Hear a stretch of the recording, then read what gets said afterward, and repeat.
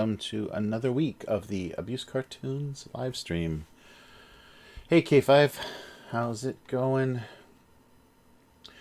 Yeah, so I had plans to do this on Tuesday, but technically I don't know what was going on. My stream key was not being accepted, and so yeah, I was just now getting ready to try a whole new setup and different software and everything, and just for the heck of it, I opened the previous software that I was using and just clicked start stream, and it worked. So I don't know what was happening on Tuesday, but I kept getting the stream keys were rejected, and I refreshed them, I renewed them several times. So I have no idea what was going on.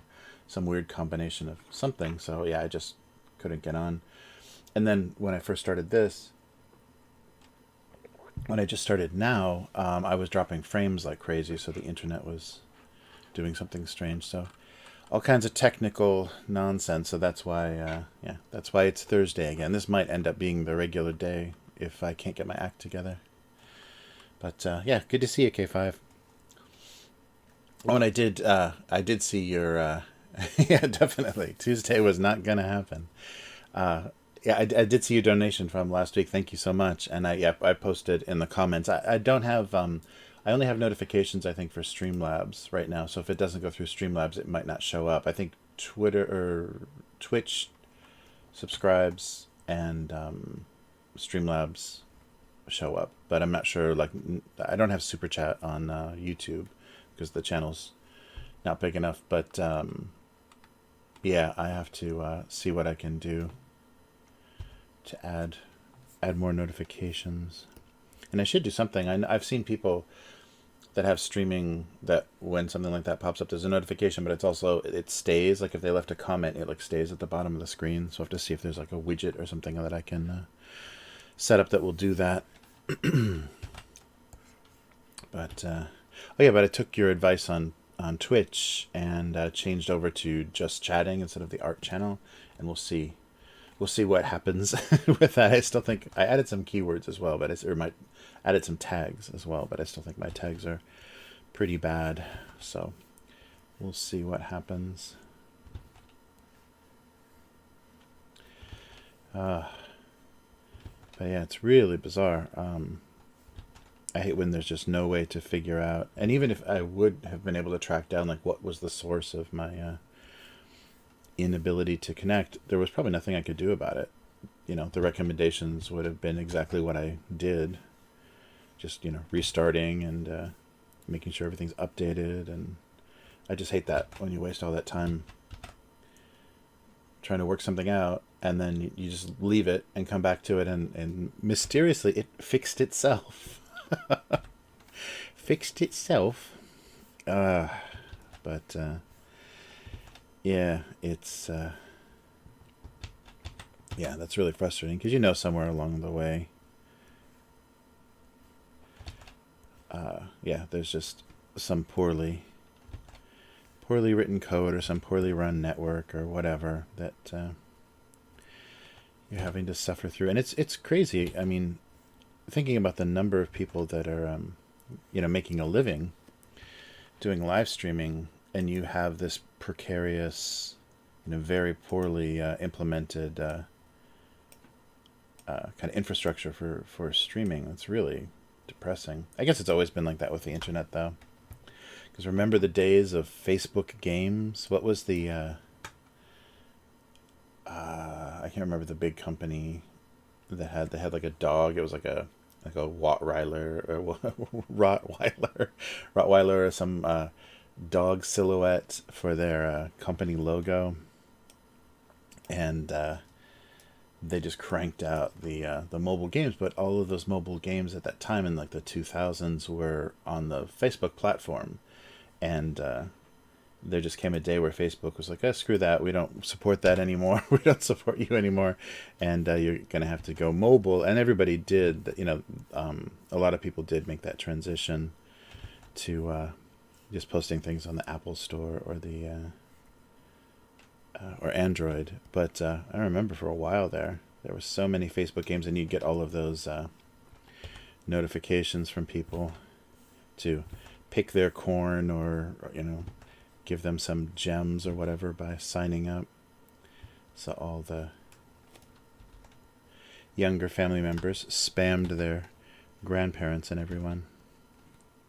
Yeah, and then just one day Facebook decided, nah, screw you. We don't support any of this anymore. So people that had built everything on that platform just lost it all. Yeah, I can't... Zynga, Zynga. I just saw that logo in my head. But yeah, they had a bunch of stuff early on, and it was all terrible. But as far as mobile games, there wasn't, like, it was still very early, and there wasn't a lot of 3D or anything. Hey Joe, how's it going? Yeah, right. Farmville, Zynga. Thank you, Joe. Sorry, I wasn't watching the chat. Yeah. It's crazy. Hey, Sedona. Yeah, it's crazy that, people invested so much money and they were just kind of piggybacking on the, kind of social network that Facebook built, and then they just killed it. Yeah, there were a lot. And then that kind of the mobile boom started. So all that kind of, social pressuring games, like where they have clans or whatever, and you're just pestering people to, whatever, buy energy or something for your clan. But yeah, and that's coming up again because that that dispute with Fortnite and the Apple Store, whatever it's called. The used to be iTunes, but what is it called now? The App Store. They want their 30%, and everyone's trying to figure out how to go around it. And it's interesting because some people with both Android and Apple, they've kind of let them go around it. Like, you register on a website and then you use some kind of paid service, but you're using an app that you got from their store. Some people they let do that, and now the people that are getting unhappy, and I guess if they've got enough money, they can try to fight it. That was a big, early lockdown, that was a big story, and it just kind of went away. It's probably just all stuck in the legal system on video. I love what is it, Court TV? Like, when they're televising court trials now, it's just Zoom calls. Like, nobody is in the same room.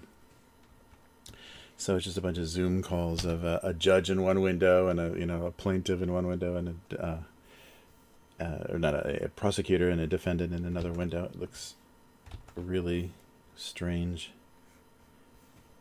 I would love to get the death penalty over Zoom. Wouldn't that be great? Be convicted of first-degree murder over a Zoom call.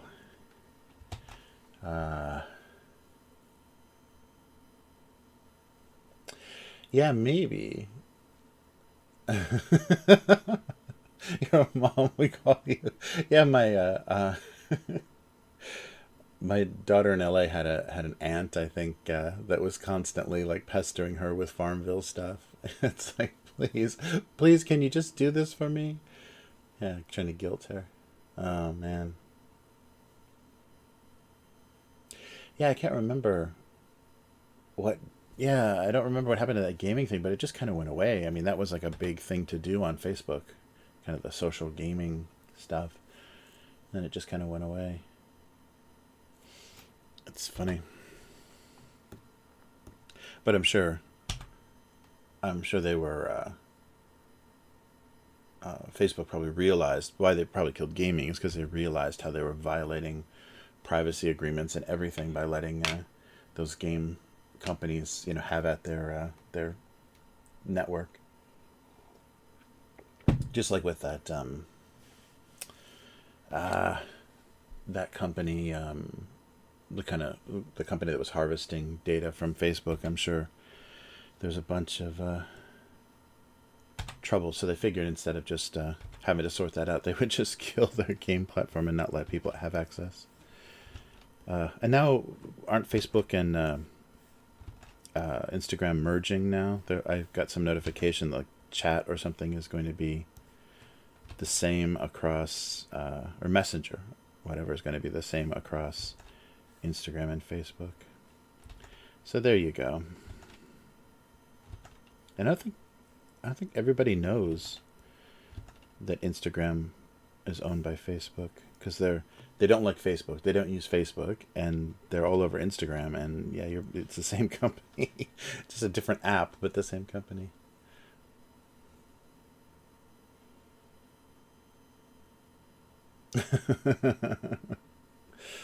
Yeah, it's crazy.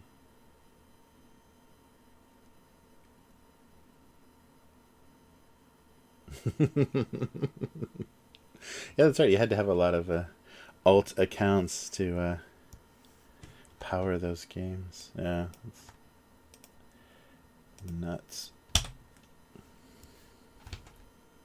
Yeah. Oh, I think I talked about this before, but that's the most sinister thing about Facebook is if you don't have a Facebook account, it's actually worse because they still track you.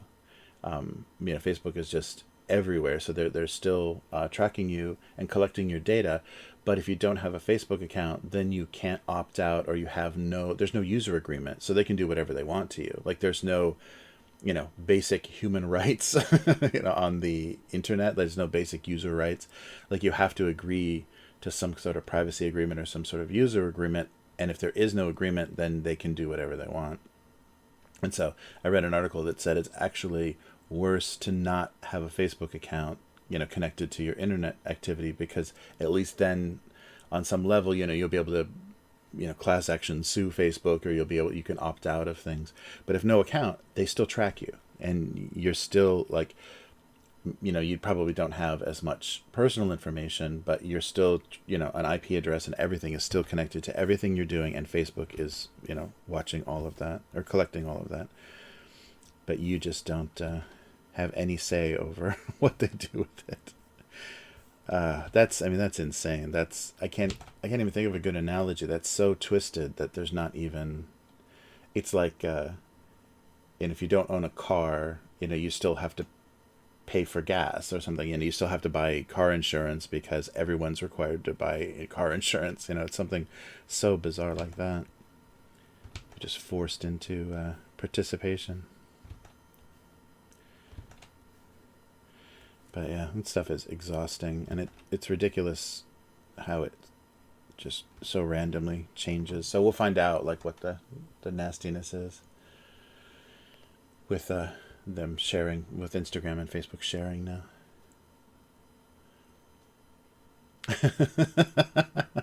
Uh-oh, your dogs have a permanent Facebook account that they'll never post anything on. Yeah, there's got to be just so many abandoned accounts and locked out accounts.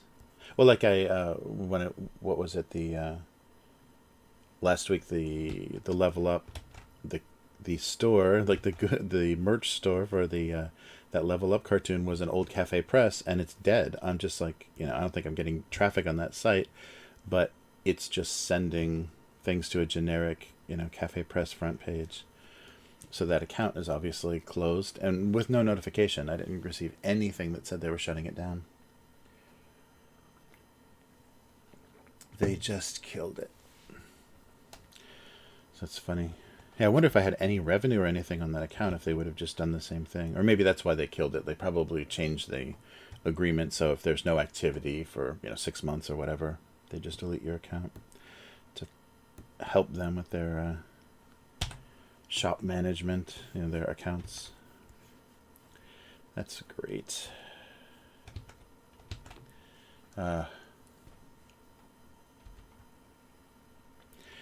but that's something they're gonna have to start having a best practices or some kind of standardized rules for that, because you see, I've had a few, I follow a lot of illustrators and comic book artists and stuff on Facebook.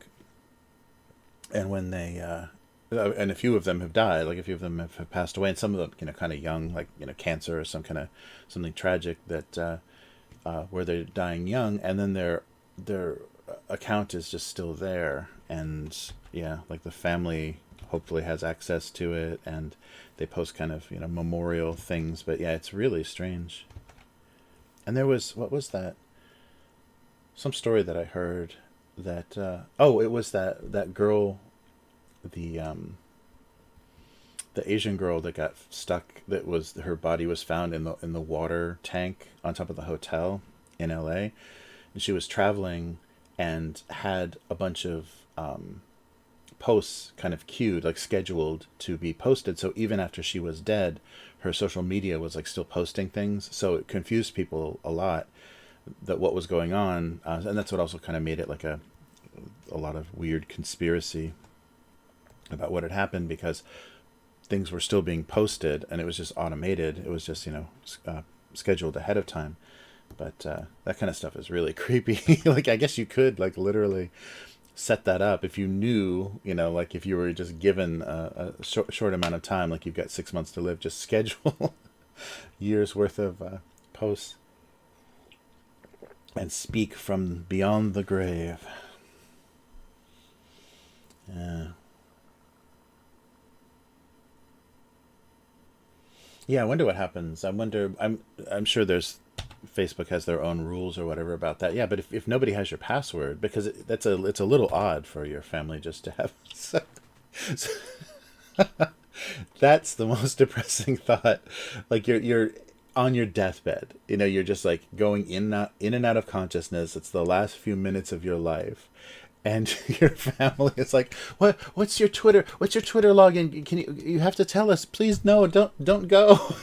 We have to know how to get into your social media. That's the worst. That is an actual nightmare, that you'll have people like, trying to keep you from slipping away. Well, you haven't told us how to get, what's your Facebook login? We don't know. I wonder if they have if you can prove you're a relative and prove someone's dead, have some kind of verification, that they'll just unlock, or they'll reset, a password for you. Because that would be so depressing. Oh, wow, yeah, I bet. Yeah. Yeah, I think I still have from selling my house in LA. I think I still have some weird, it's not very much, but it's some money that's like bouncing around in escrow. And I was getting notifications for it and would mail them something back, and the mail was like not making it within a week, so they would just reset the whole thing. And it's like, oh, we didn't receive your response in time, and then I would receive another notification. There's, you have to claim this money that's in escrow. And for some reason, the every time I sent a response, I guess I should have just FedEx, like overnighted something, but it wasn't worth it. It wasn't like enough money to really worry about. But that's funny. There's just like, funds just like bouncing around in limbo from a real estate transaction.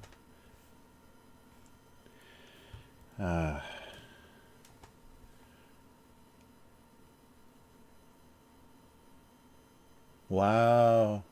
Oh, that's funny.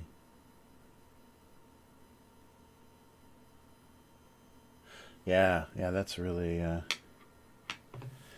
that's crazy that, you just can have stuff with your name on it. And at least it's tracked. At least in California they're tracking it. Yeah.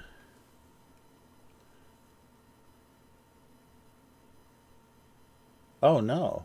Wow, yeah, so maybe they're standardizing however they're monitor. Yeah, so Sedona said that Instagram is more strict now, and she's getting flagged for posts. So yeah, I guess they maybe they're trying to standardize their rules now between Facebook and Instagram, since they're connected. Wow, that's cool.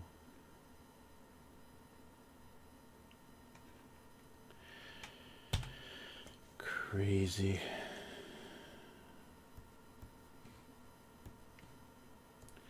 All right, so we're in box hell now. I guess I should try something else. Yeah, that was really frustrating on Tuesday, because I was all set to go and then just nothing nothing was connecting. And now it's all fine. I was really worried because like recreating the OBS setup that I have now, all the graphics and like the notifications and everything. Recreating that, I'm obviously going to forget something, so I'm going to set things up in another. Like I was thinking of just downloading the Streamlabs version of OBS because it has a bunch of stuff built in. Like everything is, you don't have to install things externally. All of the widgets and everything are built into the software, but now I'd have to load all the graphics and everything, and they don't make it easy. They don't make like allow you to set like a profile or some kind of way to back up your how your scenes and everything are configured, and then just be able to move them.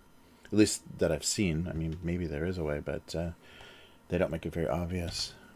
Like like websites and stuff. If you're using like WordPress and things, you can just migrate, back up and migrate a whole website, regardless of how huge it is, to a another installation, and you can't do that with something simple like streaming. Who knows?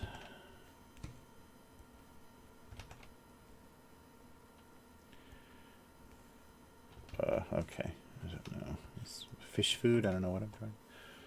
Wow.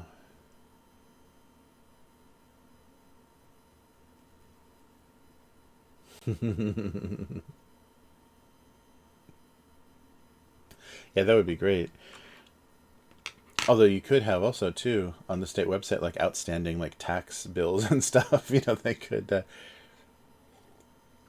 if they've assessed something, like a tax on like if you sold a car or something and didn't pay a tax on it. That would be funny. Be careful, K5. Don't walk into that trap. They're like, oh, actually, you owe us money.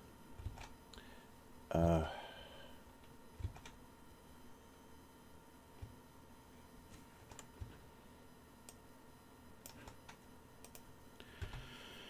right.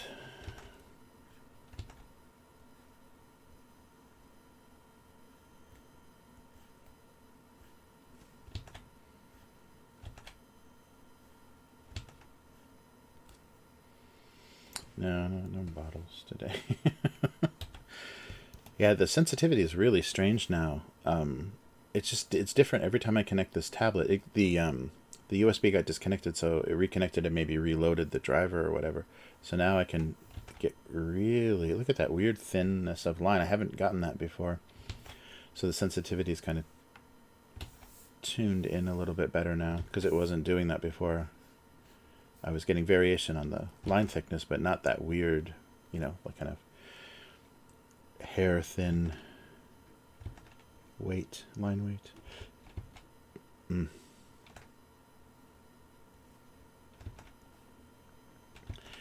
Yeah.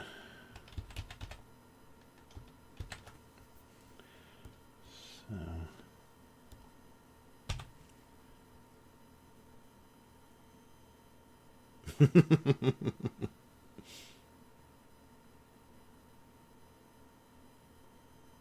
Oh, that's cool. Yeah, there's so many weird little transactions and things you do that you don't even realize that you've been credited for something, or there's some kind of ruling, like somebody was collecting, because like when you stay at a hotel or whatever, you have those like weird state assessed, or mostly city, I guess, like city assessed fees, all this like extra add-on stuff, and then sometimes people like there's the law changes or there's legal action against whatever the heck that was, and then people need to get that back.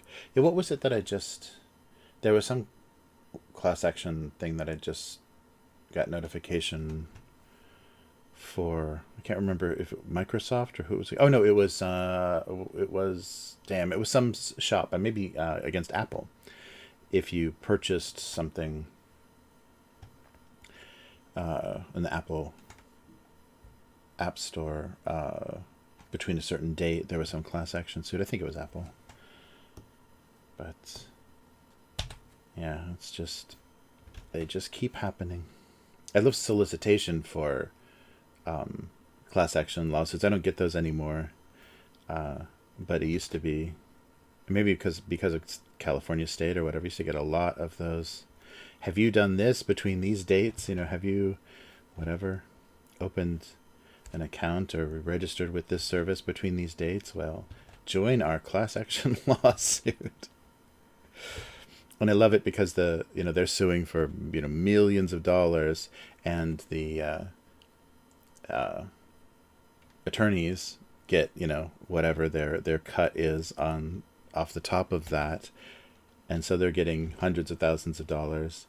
And then the more plaintiffs they have joined, the smaller the cut gets. So it comes down to and everyone gets $1.95 out of millions of dollars because they just contacted so many people in the effort to make their case that you have successfully sued Microsoft, and your proceeds are $1.95 that they actually will send you by check or whatever. I love those royalty checks and things for 83 cents. I've gotten some of those. I guess some people have gotten a penny. Because of the bookkeeping, they'll legally get a royalty check, if they do TV commercials or whatever, and they have to give you your cut, but the revenue is gets so small that your cut is a penny, and they literally send you a check for a penny. I don't know how the processing make just the bank fees on moving that check through into your account.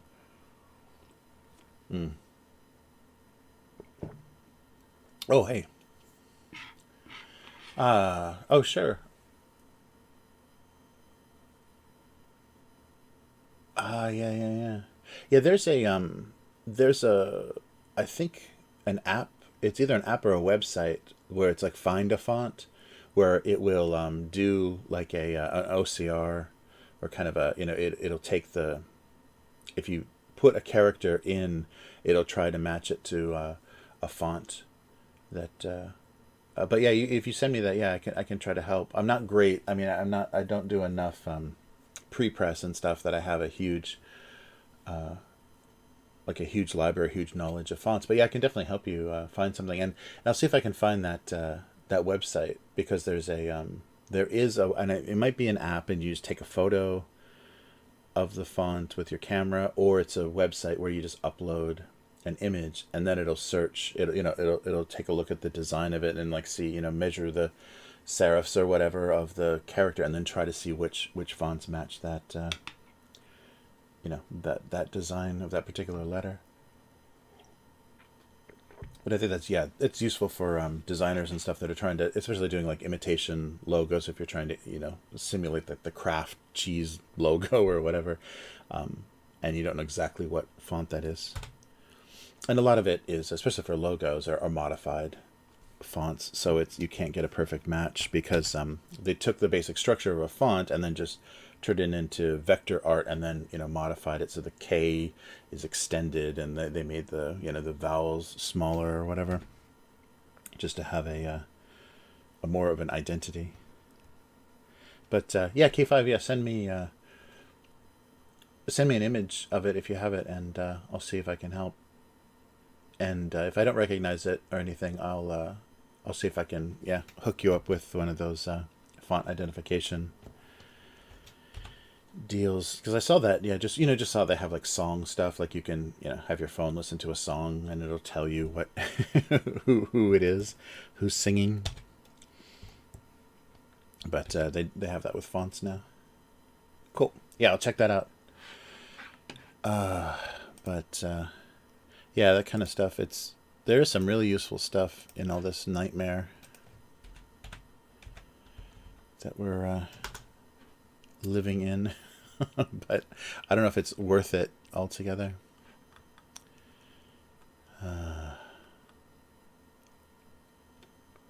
What? There's too many too many things. Every month. I guess it's starting in October. They have the Inktober. So I didn't do that this year. That's usually kind of fun and motivating, and then a lot of people see, or you get more Instagram followers or wherever you post stuff, Twitter or whatever. Yeah, but I didn't do that this year because I wasn't working on anything. Like the previous years, I was working on the Citizen Spaceman comics, so it was fun to just post like just kind of brainstorming or thinking pieces. But I didn't do that this year. What is going on? All right, I'll have to check that on my phone. Sorry, K5. It's the website is not letting me log out. Yeah. So what is there now? There is No Novel November. Interesting. I don't know. So whatever that is. People that haven't written a novel. Wonderful. Yeah, my I got to get into my personal Instagram. But yeah, I guess anything that motivates people is what they're doing. Uh-oh. Censored. Oh, okay.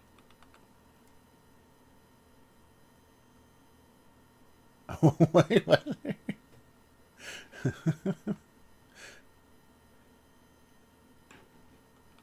Nothing. Yeah, nothing showed up as censored in the chat. At least on YouTube.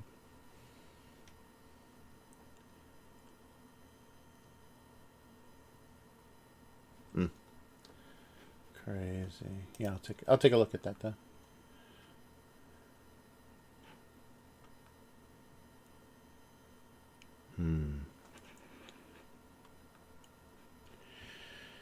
All right.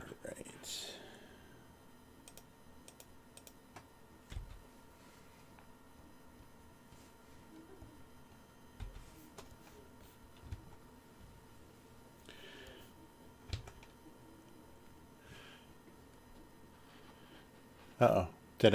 What did I censor? No, there isn't anything. Yeah, nothing got blocked that I saw.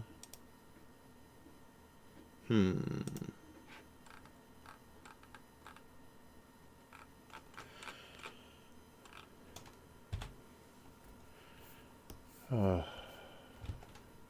All right. Yeah, if Thursday becomes, or I guess it's Wednesday night. If Wednesday night becomes the regular day, then I guess I'll have to work. I'll have to do this Thursday and next Tuesday's cartoon at one time, so I'm not getting behind. So I'm not always creating one 2 days late for posting. Yeah, I'll have to see. Pill bottles? What? Wait, what? Oh yeah, yeah. I guess it is looking like pill bottles. I don't know what. Yeah, this one. Yeah, this one was looking like a. It's very wonky looking like fish food. But yeah, these are very pill bottle looking, aren't they? Yeah, this was supposed to be. I don't know what this was originally. But we'll see if I can make something. Yeah. Read. Yeah, I've done a lot of prescription medication jokes in this cartoon. So a lot of pill bottles. Yeah, things are looking a little odd this week.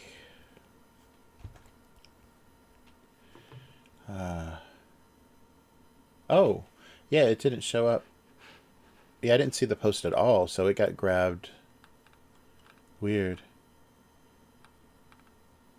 It's not even like letting me allow that or not, so maybe they yeah, maybe YouTube just totally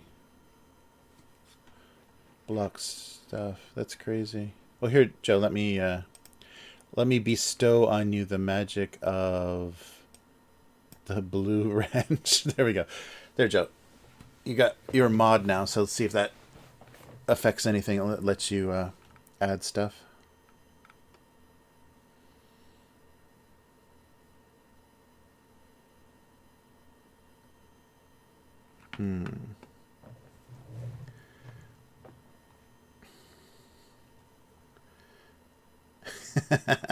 See if that lets you post links. better. Yeah, there isn't any evidence of that censoring. Uh-oh. Joe's gone power mad. Now everyone's getting banned. He's gonna ban me from the chat soon, I think. Hey Rev. Yeah, you can't talk politics anymore now. Joe's got mod power.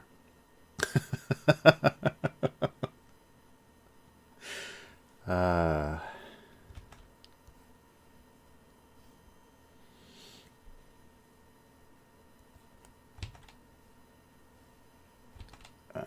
right.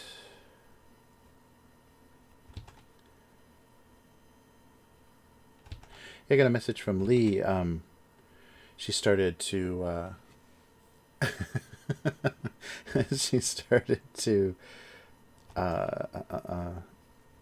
stream again, live stream again from England. So we might see her on stream, and definitely check out her YouTube channel because she's back doing live streaming. That's nice. She was able to get set up again. I think it took a while for her to, find some place that she can get everything set up and kind of keep going. But you have to check out. Oh, hey. There we go. Did that come? Yeah, did it come through? Yeah, it looks like it's there.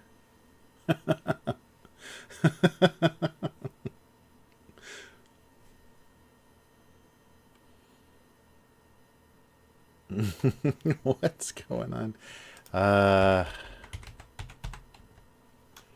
Let's see.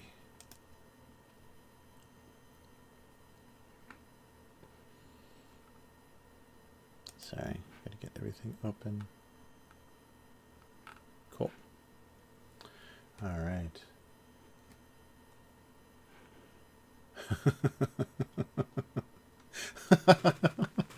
I'm sorry, Rev. I didn't know. I didn't know it was what was happening. No, Joe was helping people out with the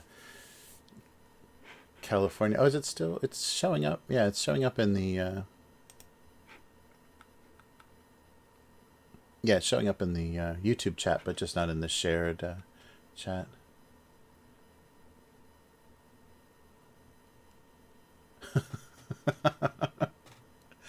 Nice. Oh, that's insane.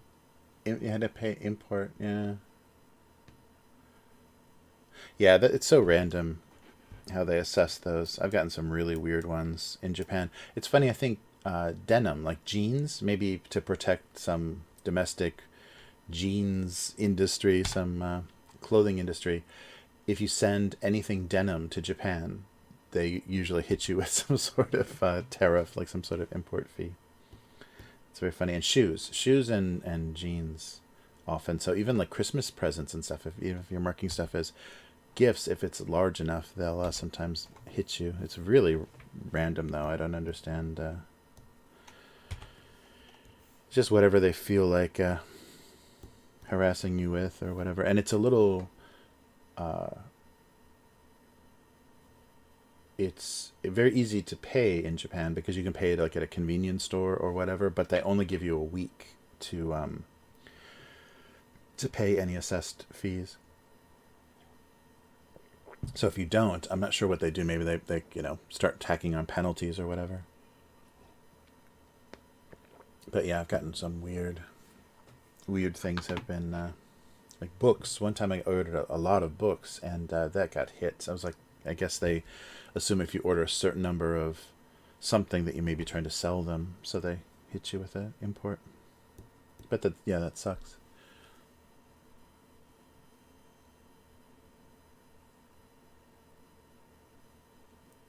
Wow, $50. Jeez.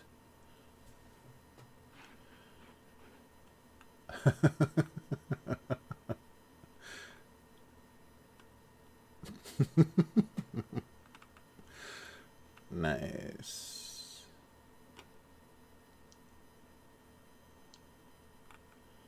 All right. Well, so what am I doing? Oh yeah, one of these can be a. Oops, what's going on? A supplement, or vitamins or something that have that look of those big plastic bottles. Oh, this coffee mug is a little wonky looking.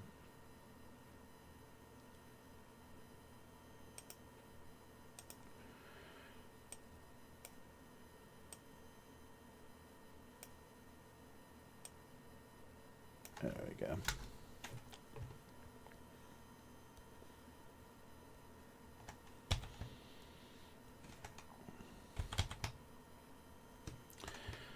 Weird. All right.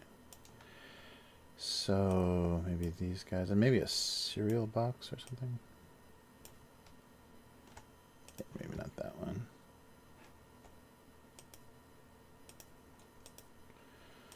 So put this and wherever this is up here. How many blank new layers have I made?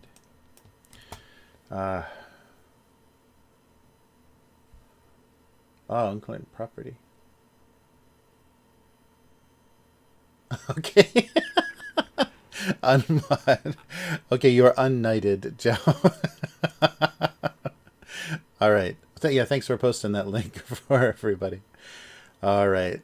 You are unknighted. You are no longer Sir Joe of Abuse Cartoons chat. Okay. Now you can have all the political fights. So Rev, you're safe. You can have all the political arguments you want. And Joe can't banish you or smite you.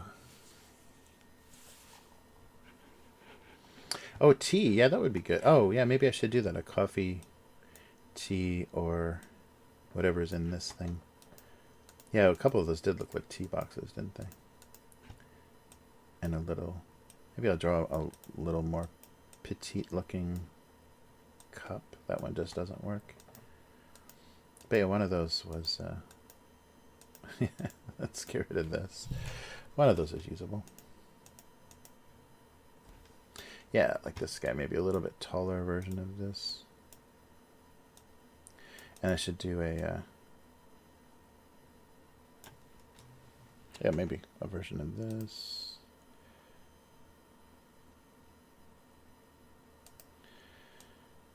With a little more... yeah, square it up a little more.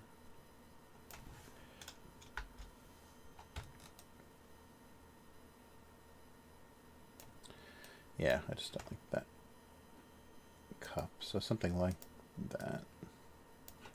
That might work.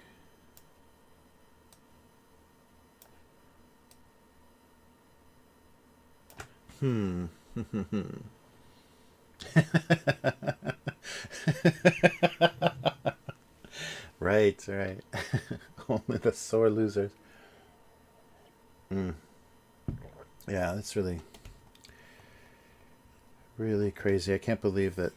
I mean, but that's the thing, if doing the concession, like conceding an election and doing like the phone call and stuff on election night, if that's just etiquette, if there's nothing enforcing that, if that's just, kind of the rules of, the rules of being in an election or being a candidate in an election, but there's no enforcement or there's no punishment for that, then somebody like our current president is just going to ignore that. Is just going to make it as unpleasant as possible because, when you look at like how most Americans do business, like most of the business dealings, if things go bad, they just, kind of scorched earth, try to get out of any sort of arrangements or just kind of dump things or leave people unpaid. There's all kinds of, especially when you're dealing with construction and stuff, so many people go unpaid if anything goes wrong.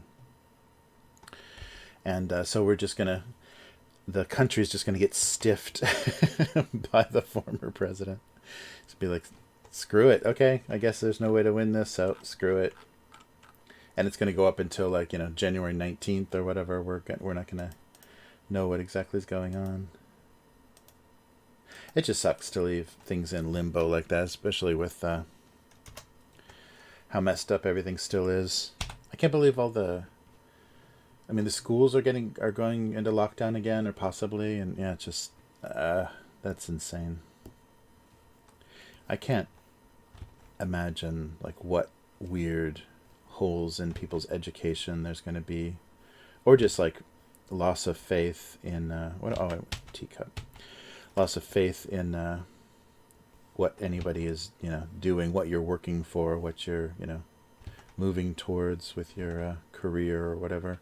So many young people are just gonna give up. There was a really crazy. I mean, and this is all numbers that are, who knows how they're generating or what the sources are or whatever. But there was a crazy graph that I saw that showed now more than 50% of people of Americans between, or like, children, dependents, I guess, of American parents, the children are now, it's more than 50% of children are living at home with their parents. And the graph itself was really crazy because it went back, I think, most of the 20th century, and it went down, like from the 40s and 50s, it went down, and then started in 1960 just going up, up, up, up, up, up, up, and in the 90s it went to 50%, and then it came back down a little bit, and now it shot back over 50%. And with the situation now, I mean, people that graduated this year and are looking for work, it's like, how is that even a thing? Yeah, my daughter in the US had really bad timing with that, like right when it's time to start figuring out what you want to do, where you want to live, what you're going to do after school. There is no after school. I can't imagine people that are in the middle of university degrees. There we go. That's kind of a weird looking teacup. I can't imagine.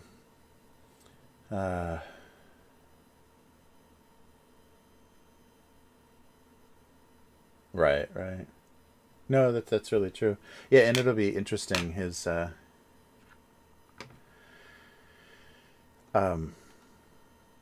if when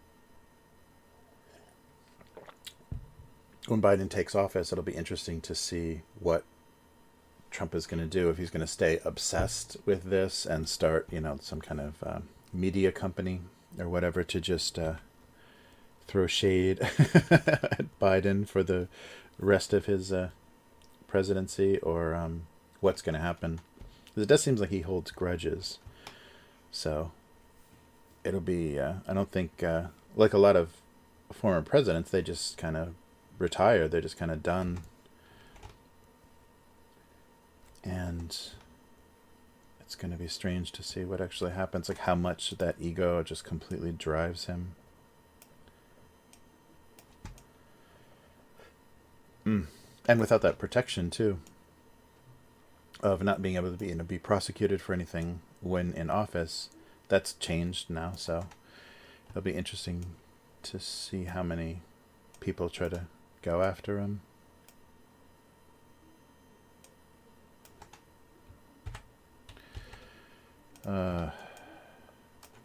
Be a even stranger.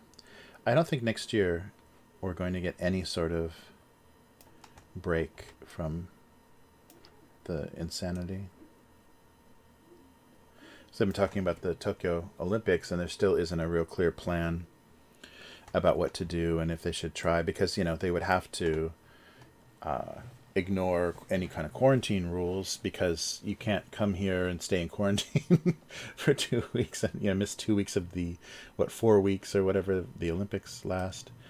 So they'd have to ignore quarantine, which means that if there's people coming in, that they can spread things very easily. And it'll make those tickets even more precious if anybody has tickets and they've cut down the number, even more. There'd be even less. It's crazy. Yeah, Joe. That's what losers do. Oh, cool. So nothing to claim K5, but that's cool. The family members do. Maybe they'll take you out to dinner. Hey, remember that That money I helped you find, I helped you find from the state. Well, that could buy a steak dinner, couldn't it? Uh, yeah. Maybe a tea bag. Oh,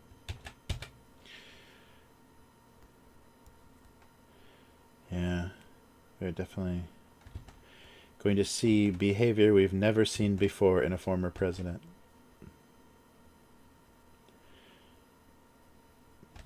Yeah, the funny thing is, you know, all this, it's just qualified by in my lifetime, because I'm sure their American politics, like from the very beginning, are just nutty chaos. People like threatening to kill each other's wives and things. I mean, I remember hearing about, because before there's social media and before there's like there's a reporter for one local newspaper, like writing down what candidates said to each other. So before, you know, easy photography and before recording of any kind, candidates used to say insane things to each other.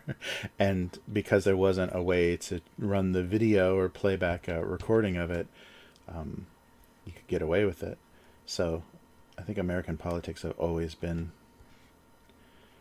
a bit insane. We just don't have the records of it. The evidence of it. There's accounts, but there's not any kind of solid documentation. Nice.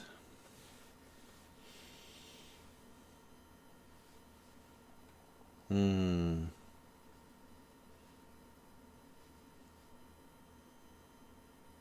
Yeah, yeah. Hmm. Yeah, it's gonna be. We've still got another weird year ahead, I think. Hmm. So, yeah. I think we have a coffee tea thing going here. This looks like it'll work. Where is this? Oh, there it is.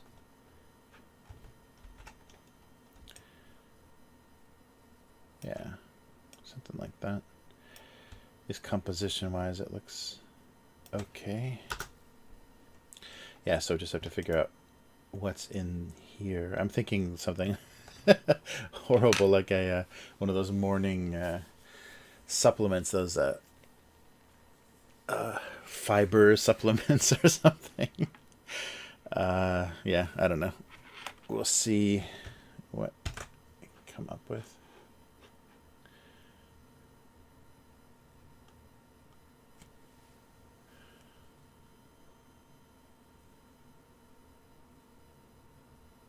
Oh, wow.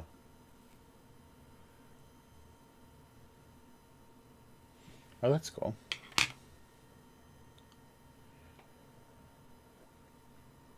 That's the thing. You're talking about San Diego. That's the thing that, because I would go to San Diego for the Comic-Con often, and I was so amazed that that drive that you take in to head towards the hotels and the convention center. There are so many bail bonds offices. Like every other, it's like a convenience store bail bonds, gas station bail bonds, and it must be from all the people that get into fights with the sailors, because the sailors don't get arrested. They can just go back on their ship, or they got protection, and it's just the civvies, the civilians, that have to post bail for their fights, and so that's really funny. I haven't seen that before. I haven't seen a city like that. I'm sure there are, but San Diego was the first where I was like, wow, looks like a lot of people get arrested. All right.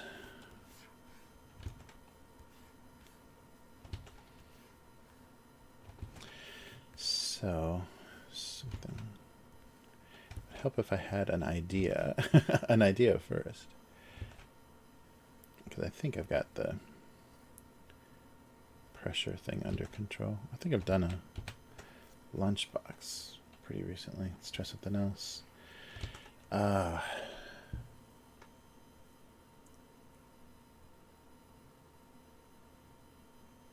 wow. Yeah.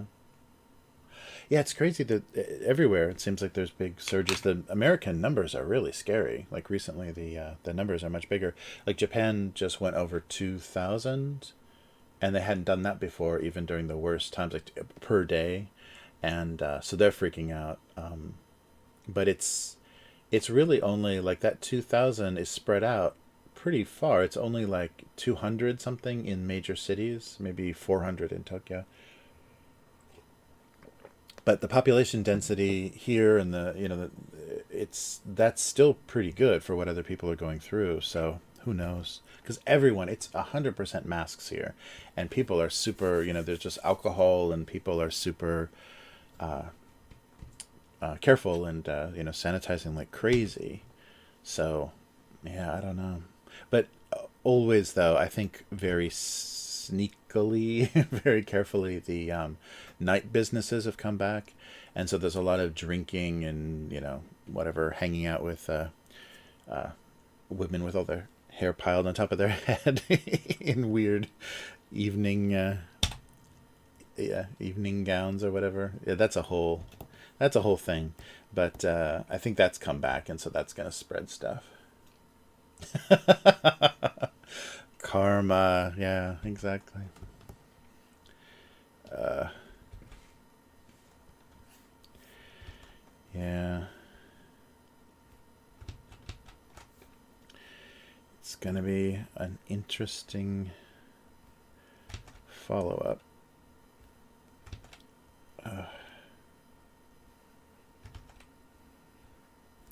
Yeah, I really wonder if they're going to call the dogs off of the big tech companies if Biden gets in, because it seems like they were gearing up to figure out what's going on with everyone. But it seems they keep doing that though. It seems like just a weird posturing or whatever.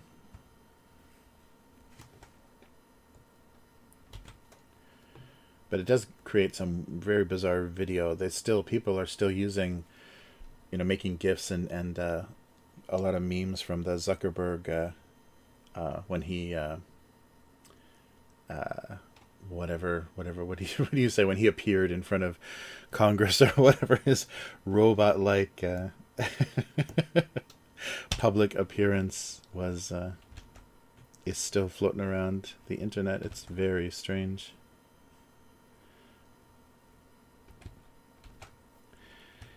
Uh,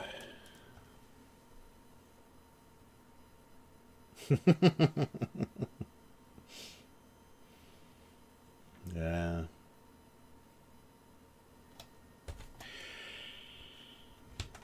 Yeah, I wonder what exactly we're gonna see.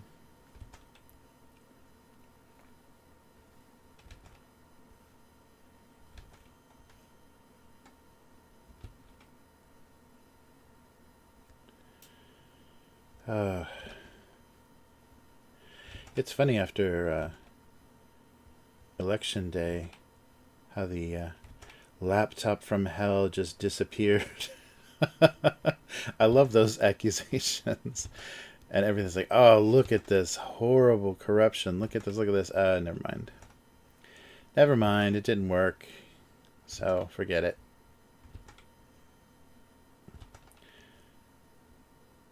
Yeah, but that was. It's weird when they're trying to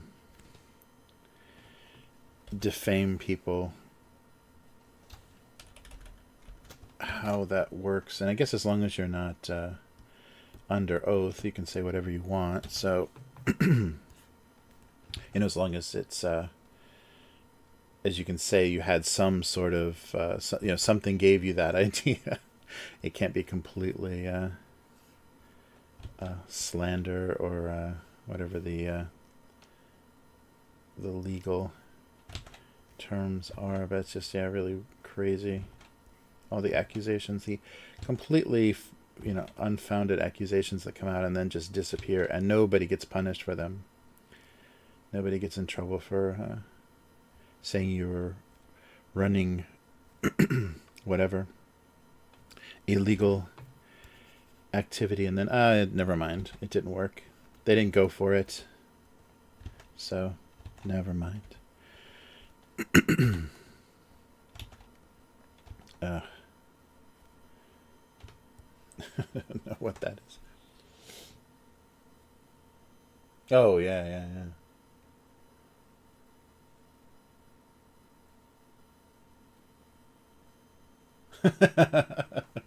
It's going to be weird. It's going to be really weird. And I think for supporters, I think for Trump supporters, it's going to be a really strange, because it's going to visually be really rough, whatever happens. Or it's just going to be like, sneaking out in the middle of the night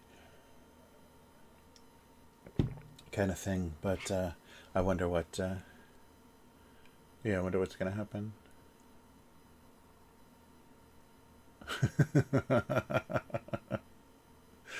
Yeah, Twitter's gonna be crazy.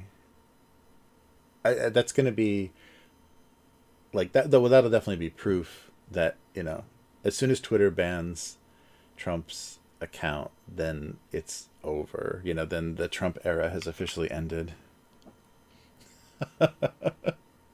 So where? So is Trump gonna move to some alternative? Like there'll be a, what's the alternative Twitter, the conservative Twitter. I can't remember, but yeah, it'll be funny if he's like shows up on some like alternative media. Crazy.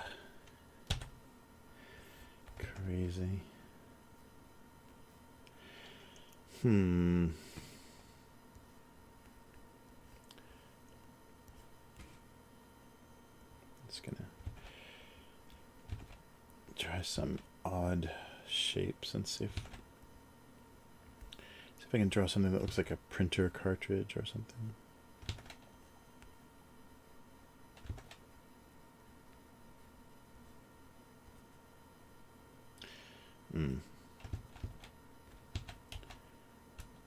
Oh, I thought I had more. Wait, there we go. More levels of undo than that.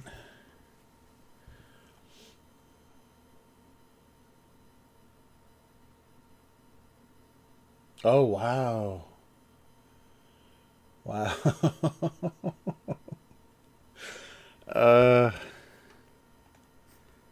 That's rough.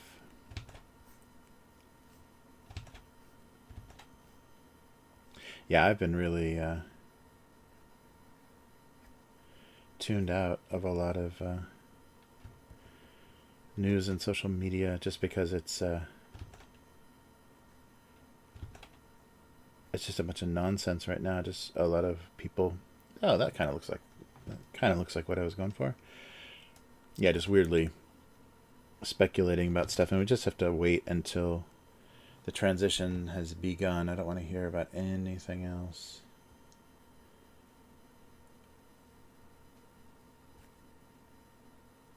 All right.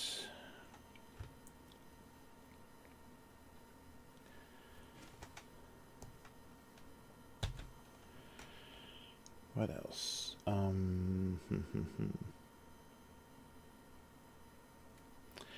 don't know. Am I really gonna do a printer cartridge cartoon? Possibly.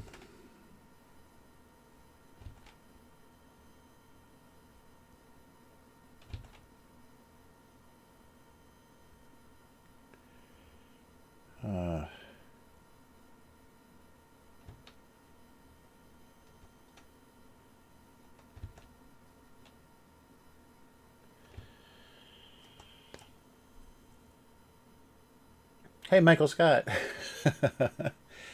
Oh, if you're asking me if I'm a full time YouTuber, I don't know. I have another channel that does tabletop kind of gaming stuff, and I do more on there.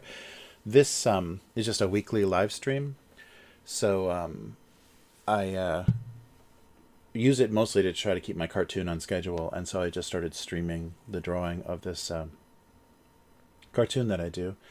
And yeah, so not so full time. I should like be more dedicated to something. But right now, I think I'm doing more work with the tabletop channel. As far as YouTube, that's got a weekly. We do a weekly podcast, and then that goes on to YouTube. And I think we're going to start doing video. I want to start actually videotaping the podcast conversation, so there's a visual element, because I think stuff without visual elements doesn't go very well, or without actual video doesn't go very well. But yeah, not full time. It's not my full, like, this isn't my main work, main source of income. Thank God, because my channel, this channel is so tiny. But yeah, I'm working on it. Yeah, and I wonder. I mean, because I have other projects and things I can do. I can bring to this channel. So maybe I should do that. Like, do live streams of other creative stuff, not just specifically this cartoon. Kind of expand the brand out a little bit. Because yeah, anything kind of creatively, like comics or anything that I'm doing, I could probably make part of this.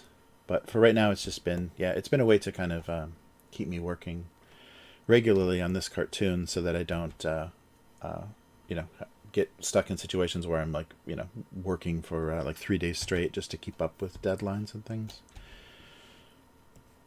But yeah, I'm a part-time YouTuber, and I'm on, like, this goes both to YouTube and Twitch, and Twitch is much smaller, even smaller than this channel. So I haven't established anything big on either platform as far as the cartooning. But yeah, if you want to check out the other channel, is Idle Red Hands. I think there's a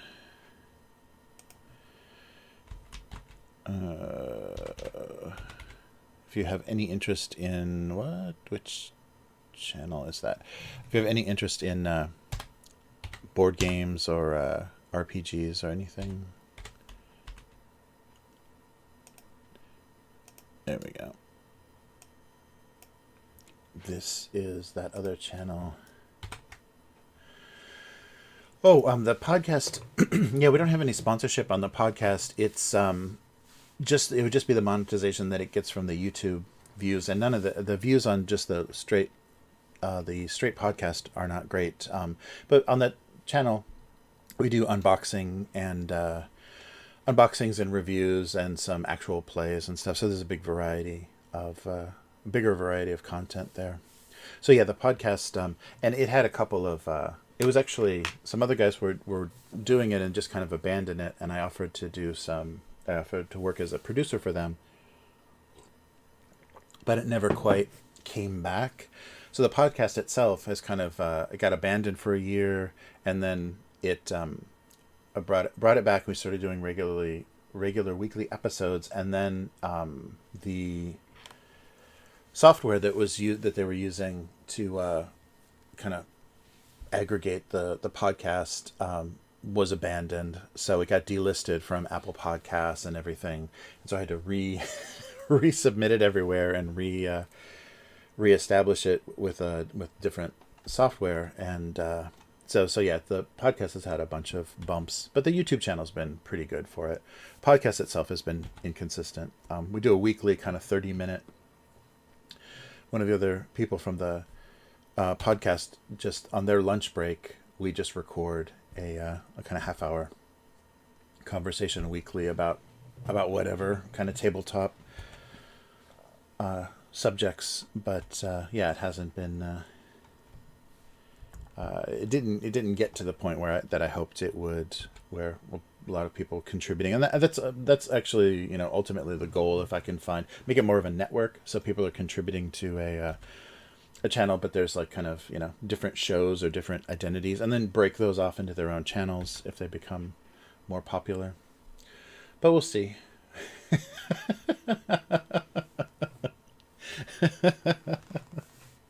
The Cartman, yeah, who's that? Who did he feed his parents to? Scott Tenorman. Yeah, right, Scott Tenorman. The tears of something sadness, something The tears of something sadness. Yeah, that was one of those the first like really dark South Park episodes.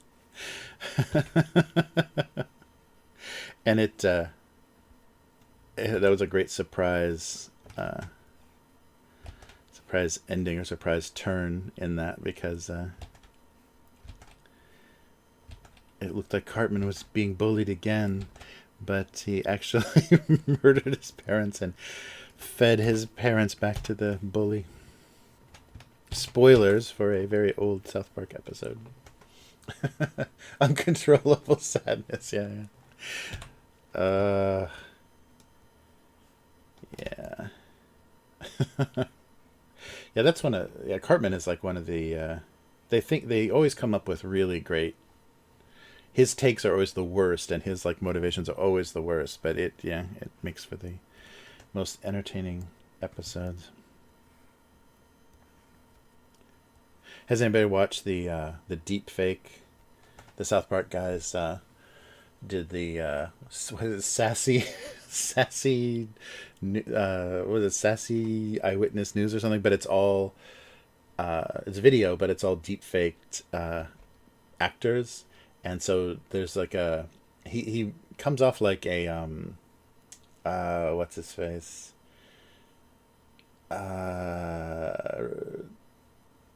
damn it.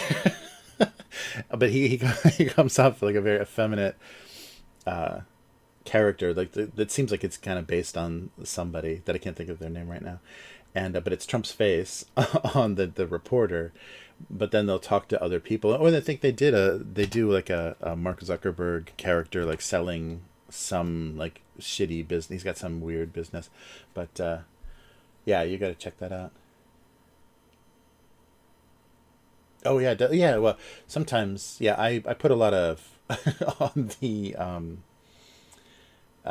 stuff we do for the tabletop. I put a lot of compression on my voice, so it sounds a little bit yeah different and more serious. This is just my unfiltered. The live stream is just my unfiltered voice on a thing. But yeah, any of the videos and stuff that I do, especially like the lore video, like if it's any of the stuff we're talking about, like game universes or whatever, I try to make it more interesting to listen to. Oh, really? Oh, that's funny. Yeah, there's a ton. I mean, there's a ton of Pokemon. They're all not English though. I mean, they're only Japanese.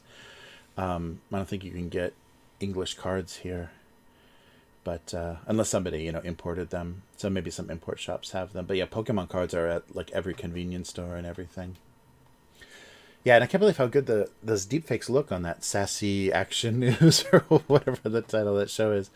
They're really because the videos are like 4K and they're very smooth. That they did somebody like in the control room or one of their techs or something is like Julie Andrews from Mary Poppins or something, like a young Julie Andrews deepfake, and it looks amazing. Like it looks really crazy.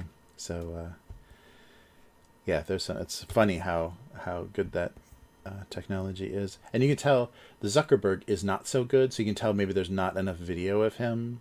Like you need somebody that is on camera a lot, and actually maybe moves their face. Maybe that's part of the problem is he doesn't move his face enough when he talks to actually deep fake a Mark Zuckerberg. Hey Joe, what's your question? Oh, I could do that. I might die. 24-hour stream. Yeah, that would be fun. I could try to do that.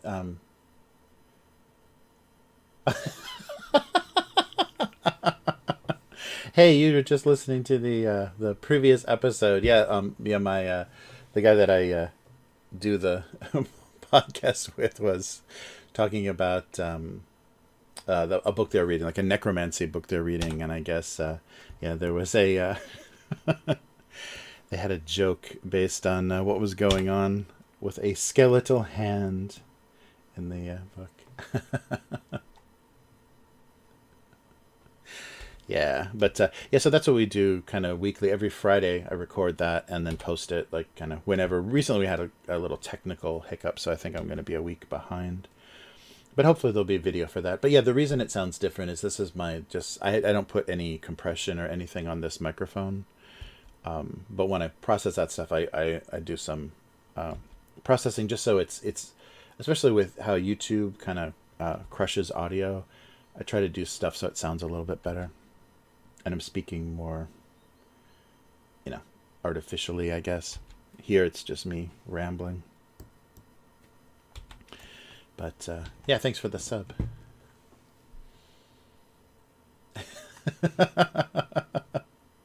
Oh, if you just go to the YouTube channel that I linked, that's what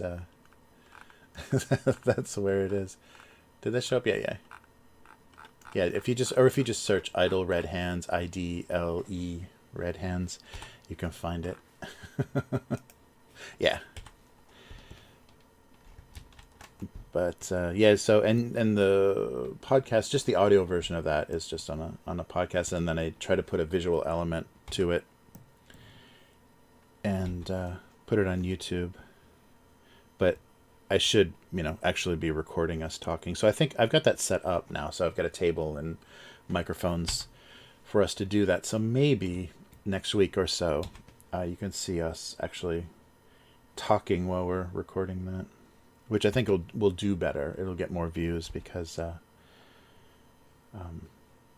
yeah, no visual, just a thumbnail or whatever. Videos don't particularly do well. I think we rarely break 100 views on that weekly, but it helped a lot. After we got delisted from Apple, there had to be some way. I had to do some regular content that would get us back, get us some views and everything back, because we just lost everything. The subscribers and everything were totally gone when it got delisted. That was really ridiculous. So that's the problem with people building software, and really nobody is reliable. Anybody can walk away from anything, and a lot of the times when it's plugins for podcast websites and things, it's a single developer. And if they just decide, I'm not making enough money doing this, or I'm too busy with my full-time job or whatever, they just walk away from projects, and you have unsupported software. Then that creates, security problems, or, unsupported errors, or fixed errors. And yeah, they just dump anybody using that software. So that kind of stuff is really dangerous. So you can't just let stuff run automatically. You've constantly got to be observing, or kind of supervising everything that's going on. So that was very frustrating.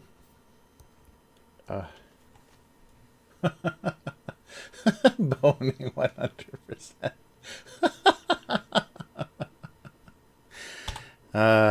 Yes. Yeah, I think that's the only time we did that. The only time we had some funny, started with some funny joke. But yeah, the weekly, it's a fun conversation. Unfortunately, a lot of the earlier episodes I was doing things like talking about Kickstarters and things that were very time sensitive, and that means I had to edit those podcasts almost the same day to get them posted, or else it was all dated information. So more recently I've just tried to do more evergreen topics that won't age, don't have like expiration dates, or there won't be like, campaigns finishing or events over. Because anything I talk about with a date, then that means I've got to get that edited as fast as possible, and a lot of times that's just not possible to do.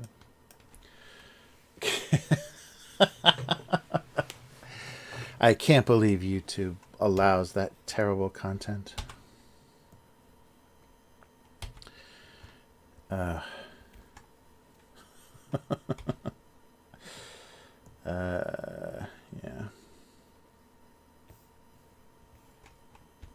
Yeah, so that podcast and that YouTube channel explains why sometimes I'll just ramble on about some tabletop RPG or something some topic we were talking about before, is because I've still got that in my head from when we recorded. Yeah, and it's hard. There's not a lot of synergy between drawing cartoons and that channel, so I can't. Not a lot of crossover in audience either. Alright.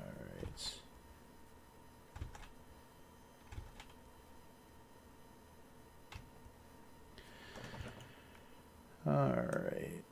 I don't know what's going on here.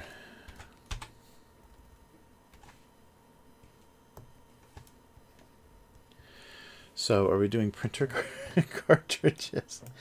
I think maybe we are. These things won't be standing by themselves, so.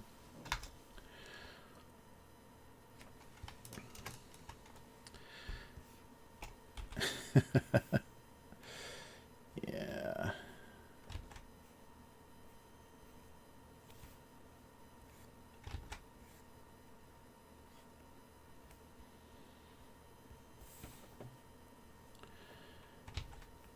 Try to put some detail in here. So, I got to be careful though. Yeah, if I'm putting eyes, I don't want to put little circles anywhere.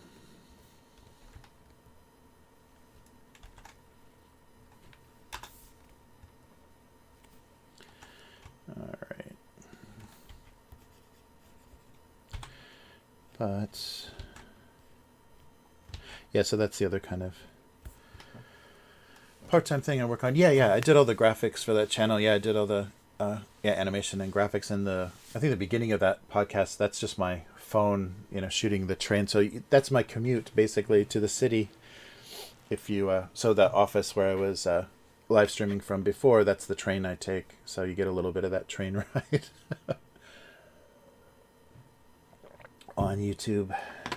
But yeah, so that was the fun part, because I didn't do much graphically for the original podcast, and then when we started the YouTube channel, I wanted to do, intro graphics and have like openers and things for all of the different stuff we did. So for like unboxing things or whatever, have some graphics. So yeah, that was the fun part, is kind of coming up with like a rebranding that podcast and having it have some kind of visual identity. Very fun. All right, so I guess we're doing printer cartridges. Not very domestic. Well, I guess everybody's got these in their house. So, actually, the big one could be a little bit smaller. So it kind of fits the scale. All right. Yeah, I really enjoy that. And if you look at the Mutant Chronicles lore videos, I did a bunch of that. So I did the voiceover for that, and then I scripted that, and then did voiceover, recorded voiceover, and then tried to I found a couple of sites that have a lot of CG, like just royalty free or generic CG of like space and planets and stuff, and did a background story. Kind of selling the setting of that universe with just random videos and pictures and things, and then also illustrations from the books. But that game wasn't around for very long, and there's not a lot of art for it, so there's not so much content, unlike something like Warhammer or Star Wars or Star Trek or whatever. There's just so much content, comic books and novels and so much stuff that people have done. There wasn't much for that, and so it was kind of a challenge. And so I used a lot of just generic kind of space stuff. But there's a ton.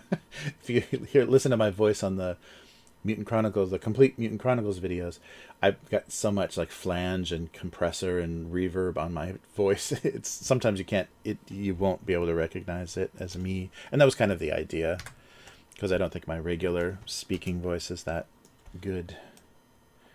So I processed the hell out of it, so it sounds all sci-fi. All right.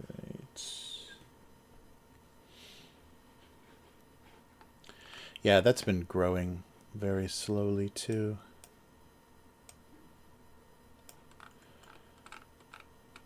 Because I think I complained about that before. The timing for that tabletop channel really sucked, because as we hit those certain goals for monetization, they moved them. So the timing when I was focusing on building this YouTube channel could not have been worse. It was like 6 months too late to actually even try to do that. So every time we got to, okay, now we have 1,000 subscribers. Oh, but now you also need 4,000 hours of viewed, of hours viewed. So they kept like changing, moving the goalposts essentially. And it took forever. It took 2 years to get monetized on that channel. And because we kept hitting, within a few months, we would hit the goals that they had set, and then they kept changing them. And so many people, previously the monetization requirements were so low. There were all of these just garbage channels and inactive channels that were monetized that it got really frustrating. It just seemed like they were intentionally fucking with us, because it was just so bizarre how right when we thought we were getting ahead, they'd be like, oh yeah, actually no, we don't, we're not doing that anymore. And of course they don't say anything. You don't get any sort of notification, so that channel just sat in limbo forever with and then of course since we don't do that traffic is not huge, the monetization meant nothing, because we didn't do huge enough numbers to the only thing that's nice is that you can then do you can post and do super chats and things, so it helps with the ways you can support the channel. But yeah, really frustrating stuff.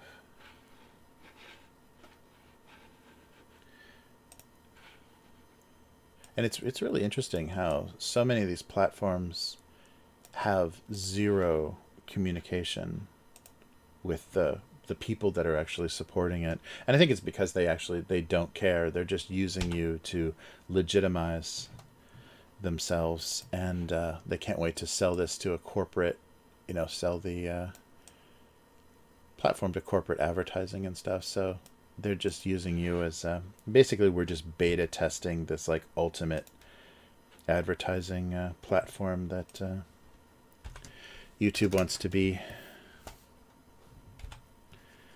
And some people, depending on when they got involved, benefited from that, and other people just get nowhere. I'm not bitter. God. Mm-hmm. Oh, cool. Cool, Joe. Yeah. We it's not as active because the other guys, I mean, everyone's married with kids, so everyone's so busy. It's not easy to get together. And then during the lockdown stuff, that just kind of stopped. We did a few remote things, a few live streams and things using Zoom or whatever. But yeah, I've got to get back on that. I got to start like interviewing people and stuff for that podcast to give it some life.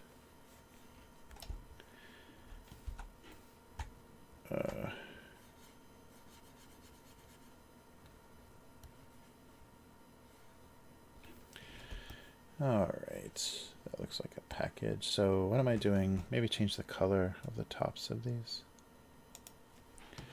Something a little darker and a little bluer.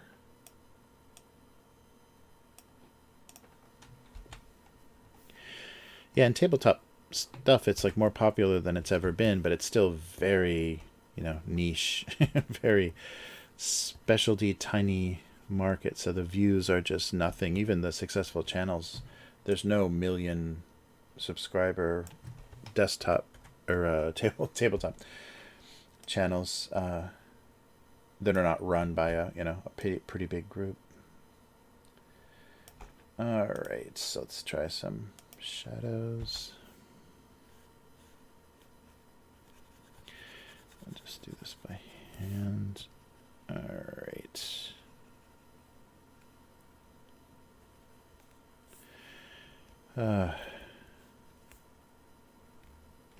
Maybe this side.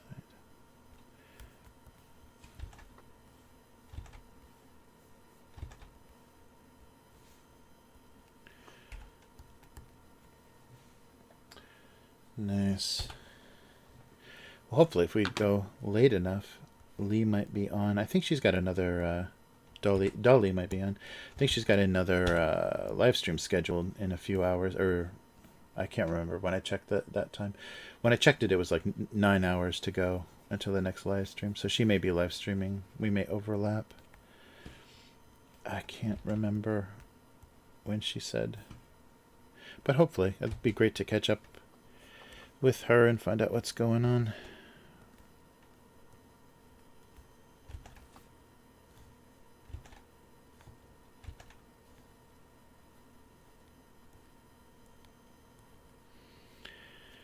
There we go.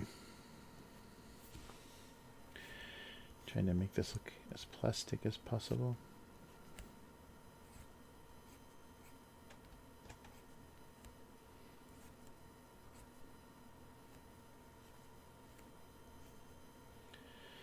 All right.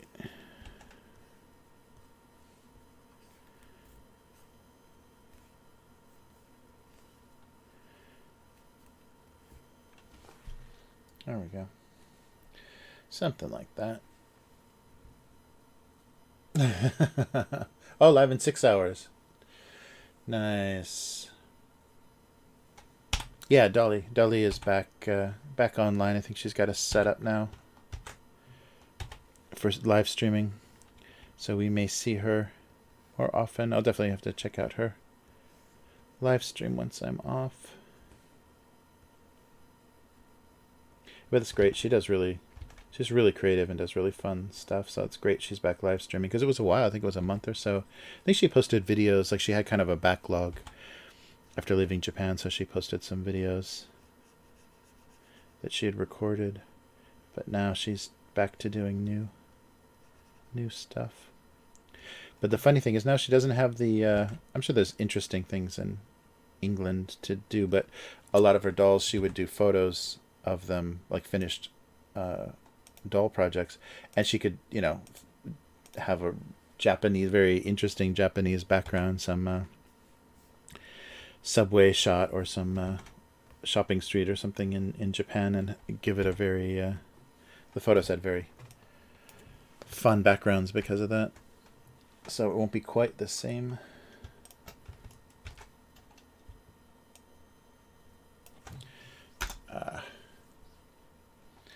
All right, so printer ink. Should I add some more something to this box? Yeah, maybe like in the corner. I'll put it on another layer just in case it looks terrible. But something showing. So, what's going on? Oh. Okay, great. Whatever. There we go. What value is it asking for? Okay. There we go. Oh, it was the color picker didn't finish. Oh, that's what it was. Okay. So, let's try this again.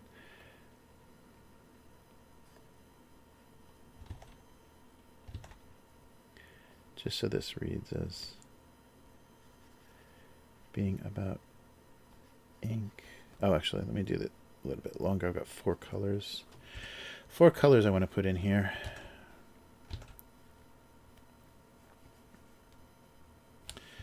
All right. So let's try.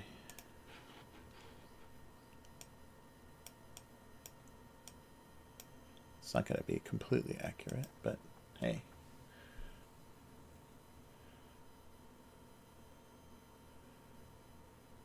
Oh, yeah. Yeah, the old phone connectors. Yeah, that's true. Yeah, that's exactly what that looks like. Oops. Yeah, that's right.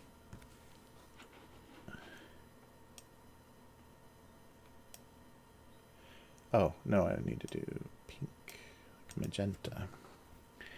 So now I'm doing... Oh, actually I don't need to do... So the other one's black. Oh, whatever. There we go. 4 color. Now it looks like... Now we know what it is. It's a printer thing. Hey, Devo.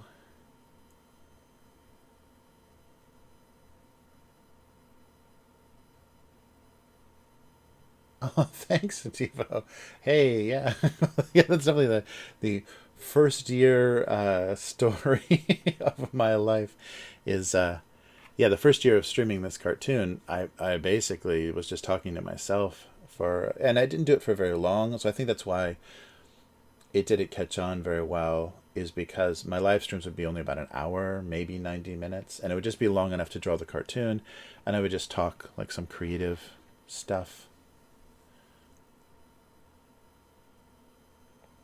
But yeah, it was like almost a non-existent audience. But then I noticed, even though like only like one or two people would be watching when I was doing it live, because I my schedule was Japan time and stuff, and I would talk about creative stuff and just thinking about your career, thinking about your work. But then I noticed the views from the archives picked up, and so that's what kind of kept me motivated, even though I wasn't there wasn't much interaction,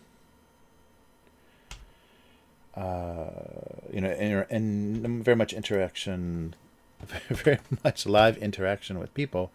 That I could see that people were at least looking at it after the fact, and maybe there was something useful in there or useful about that. And then that magical Christmas. I think it was a the Christmas holiday, or maybe early January, where Hyphonics discovered me, or at least sent some raids my way, and that was crazy because the numbers just spiked. And the funny thing is, that was that season, because I was sick over Christmas. I said, I'm not going to live stream anymore. I'm done. Nobody's watching. I'm not going to do it anymore. So Hyphonics like literally saved me on my streaming deathbed, because yeah, I had such a rough holiday that I was just like, I can't do this anymore, and nobody's watching, so it's fine. And then I noticed in the archive just huge spikes of viewers, and so yeah, it was beautiful. uh, Yeah, but I mean, this cartoon is an example of that too. I did this cartoon basically as like therapy when I was going through my divorce, and just kept doing it. And so I did it daily for 2 years. Just, I would like spend a day and do like the cartoons for the week on one day, and then just, post them, have it automated. So it just posted one every day, and then just submitted it around when the kind of the webcomics thing was a little bit smaller. Just submitted to some sites and lists, and so took some books that I had made, some collections of these comics, because when you're doing it daily for 2 years, you very quickly have like 500 cartoons to choose from, and did some collections of self-printed books, and then I had stickers and T-shirts and things, and went to a couple of the cons, and then found out people were actually reading this cartoon regularly, because they could get it from different sources, and then it got syndicated because I just kept working on it. So then I was getting paid to actually do it, and then it got then I got that the Disney Adventures thing based on this cartoon too. So it's crazy. It's just, if you just like dedicate yourself to something, kind of believe in what you're doing, like feel that there's some sort of that it has some worth or some value, people will eventually discover it. I mean, you're not going to have fame and fortune, but if you do dedicate yourself to something, I think it you'll eventually have a certain amount of success with it, because I think longevity is something that is important. And so often people are just trying to come up with a gimmick or something to get some attention, but I think creatively, like an idea that you can sustain, that you can do every week for almost 20 years, it it's a lot different. It shows a different kind of value, and that's like with syndication and stuff. That's what they're kind of looking for. Is okay, yeah, you can do this. You came up with this idea, but can you keep doing this? Is this something you can regularly? For like, so newspaper comics and stuff are very much about that. Is that a weekly? Can you put that on a weekly schedule and actually be able to come up with new ideas? And I've definitely had ideas that are, oops, much more finite, that there's nowhere to go. There's definitely an end. But something like this never has to end. Unfortunately, it would just end with my death. There we go. So I'll have to train an apprentice to make sad cartoons. 24 hour.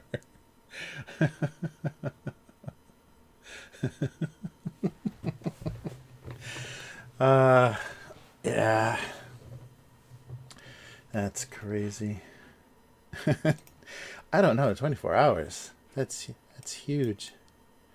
But yeah, anything that would be a good thank you for Hyphonics, I would definitely be up for.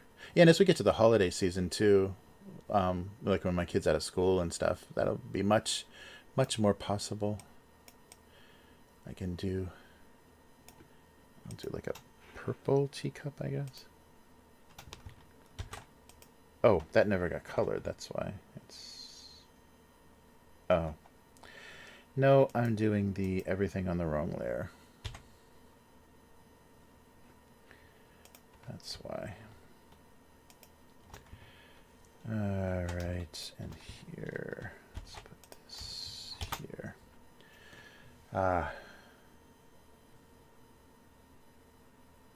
Nice.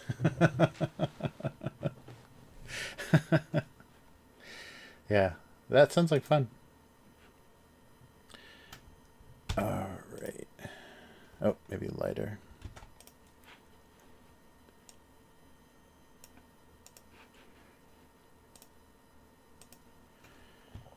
Okay, and the tea box, maybe a green. Something that works with that. Alright.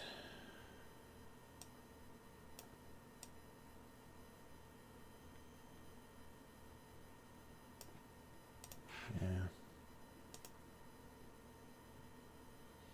Oh, maybe I'll do a different color. Okay, and then I've got a tag on a tea bag. Something. Yeah, maybe that.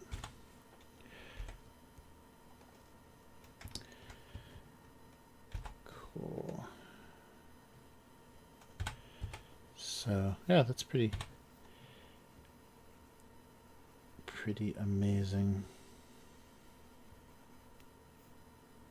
Yeah, and a lot of that I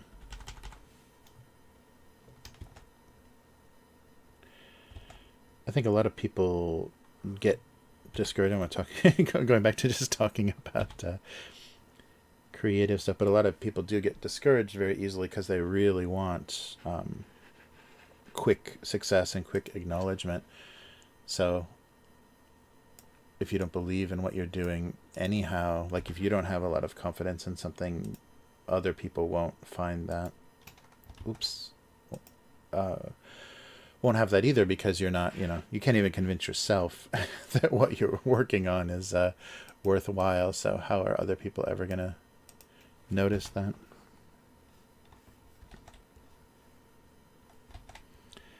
Yeah, it's very funny.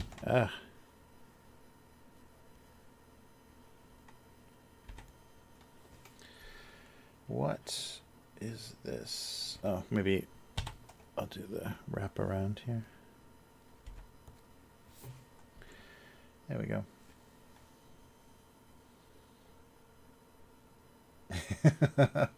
Yeah, that would be really fun. Oh, thanks, Devo. Yeah, I appreciate that. Yeah, yeah. It's fun to do. I mean, the following that's kind of happened after Hyphonics found me has been really great people. It's been really fun to share stuff that's going on with everybody that kind of regularly watches, and it's a really it changed things a lot. It kind of changed how I think about the streaming and everything. So yeah, I was very very fortunate. All right.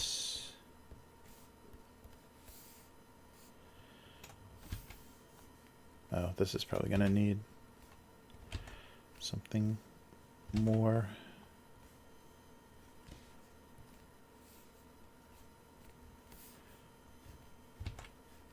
All right.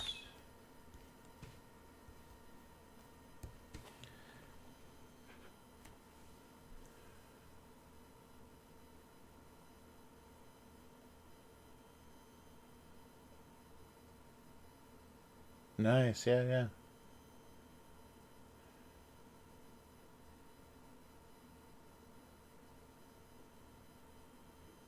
That's great, yeah. That's really good. Oh. Okay, so I've got to put some kind of label or something on this box. All right. Maybe gold.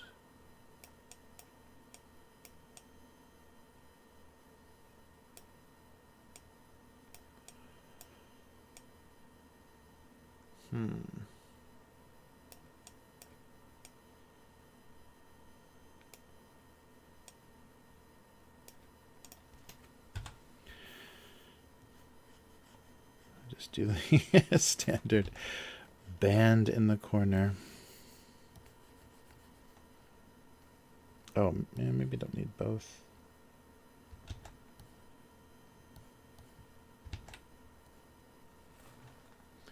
Yeah, I don't need both, so just that side and maybe some like white or very off-white label on this side.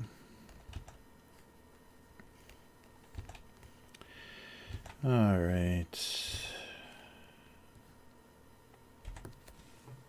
Yeah, something like that. That'll make eyes easier to see as well.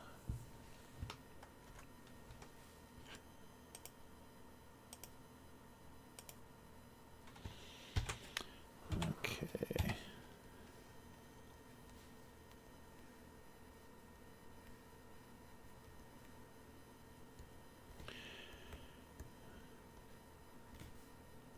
Yeah, I think that's a difficult thing that's happening more and more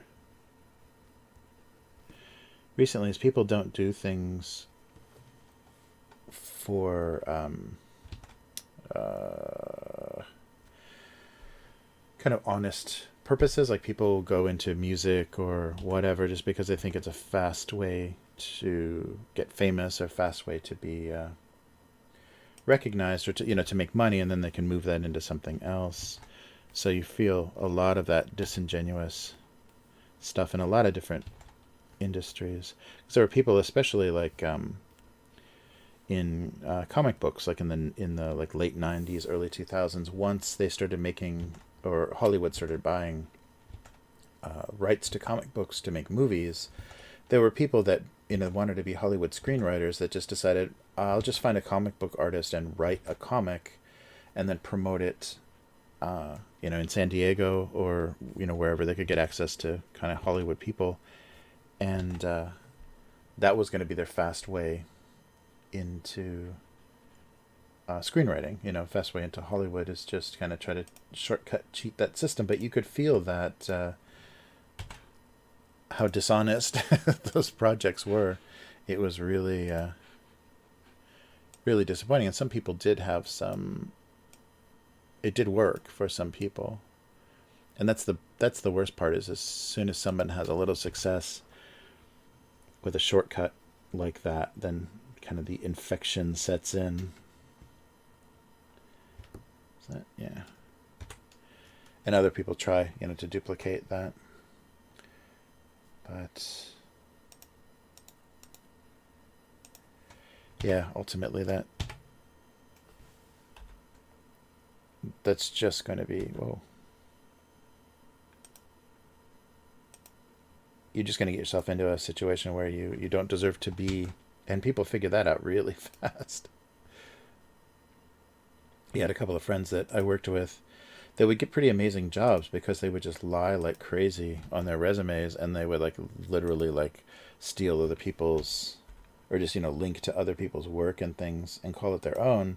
So they would be qualified for these jobs that they couldn't do, and then you're not really going to be able to learn on the job fast enough to convince somebody. And if you've showed them some really impressive stuff in a resume or in a portfolio, and you can't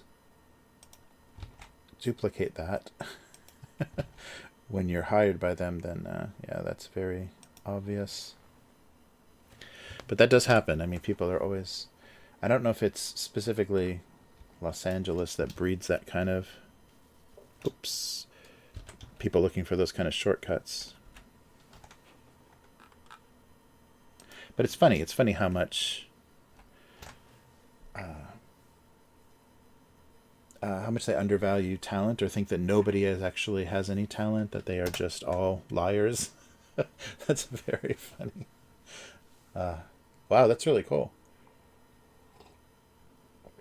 Yeah, 2K views a day and over 108 subs is excellent. That's a lot of new people. Oh, I can only imagine.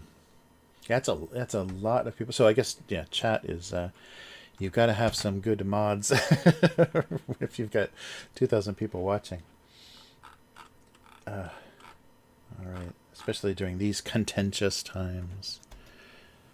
All right. Maybe one more detail on this thing.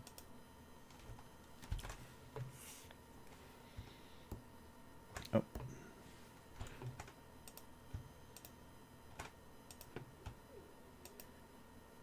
Okay. So just here. And just one little line.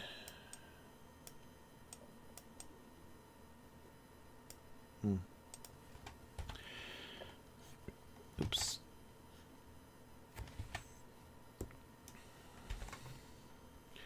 All right, so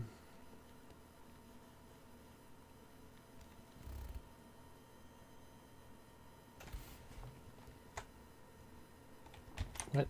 Come on. There we go. There we go. That works. All right. Yeah, I had these files already made from Monday night, and they didn't get used until now. Oh. All right. So so printer ink and coffee, tea, or whatever that other additive is. Oh, there's no actual coffee on the table. Oh well. All right. Yeah, so let's take a look. So I screwed up the naming when I posted the files to Go Comics last week. I screwed up the little naming convention for the files, so they didn't get taken until the beginning of this week. So not very much as far as comments, but let's switch over to that real quick and take a look. Hey, oh, there's the, so this, real quickly, this is the Idle Red Hands YouTube channel, so you can see a bunch of geeky stuff, a lot of board games, and yeah, us doing reviews of stuff. And oh, actually, you can watch me run an Alien game very poorly with a lot of sound effects though. All right, so let's get back to this. Thanks, Joe. All right, so here we are. So this is, yeah, last week, but it didn't get posted until much later. So the views and comments are pretty non-existent because it came in at such a weird time. Oh, nice. Yeah, somebody noticed the Charlie Brown, my Charlie Brown logo on there. So yeah, if you remember, this is the for November 12th. Thermos envy plagued the entire shelf of glasses and mugs. So the clumsy mimicking. Yeah, so, and I think the one before this, since it went up really late, this was like a week late previously. I don't think anybody saw it. Nope, nobody saw it. Oh, the really disgusting one too, that's funny. So the one for November 10th was their contents told a much different story than their dishonest labels. Yes, nobody saw it. Oh, but I have to like it. I'll like myself. Wow, I didn't know I could like myself. That's funny. All right, and I'll torture myself with some random Random grammar Nazis or whoever else has. Oh, there's an old one. Look at that. So, digital version, I could just, duplicate that roll. But this is obviously a wiggly marker drawing. So, from 2006. So, once out of the family pack, there was no going back. But I didn't even draw like an empty space where he could have been. But the family pack of toilet paper. All right. Yeah. See, all this early stuff, it didn't find an audience on this site for a while. So I think my website was actually getting more views than this site was in like the early 2000s or mid 2000s, I guess it would be. You told me exactly. Yes. Yeah, that was totally a Charlie Brown Charlie Brown look. All right. Yeah, I saw that yellow and immediately that's what I thought of. 2009, July 30th. He could restart hearts, but romances were another story. Baby steps, get that heart a pumping.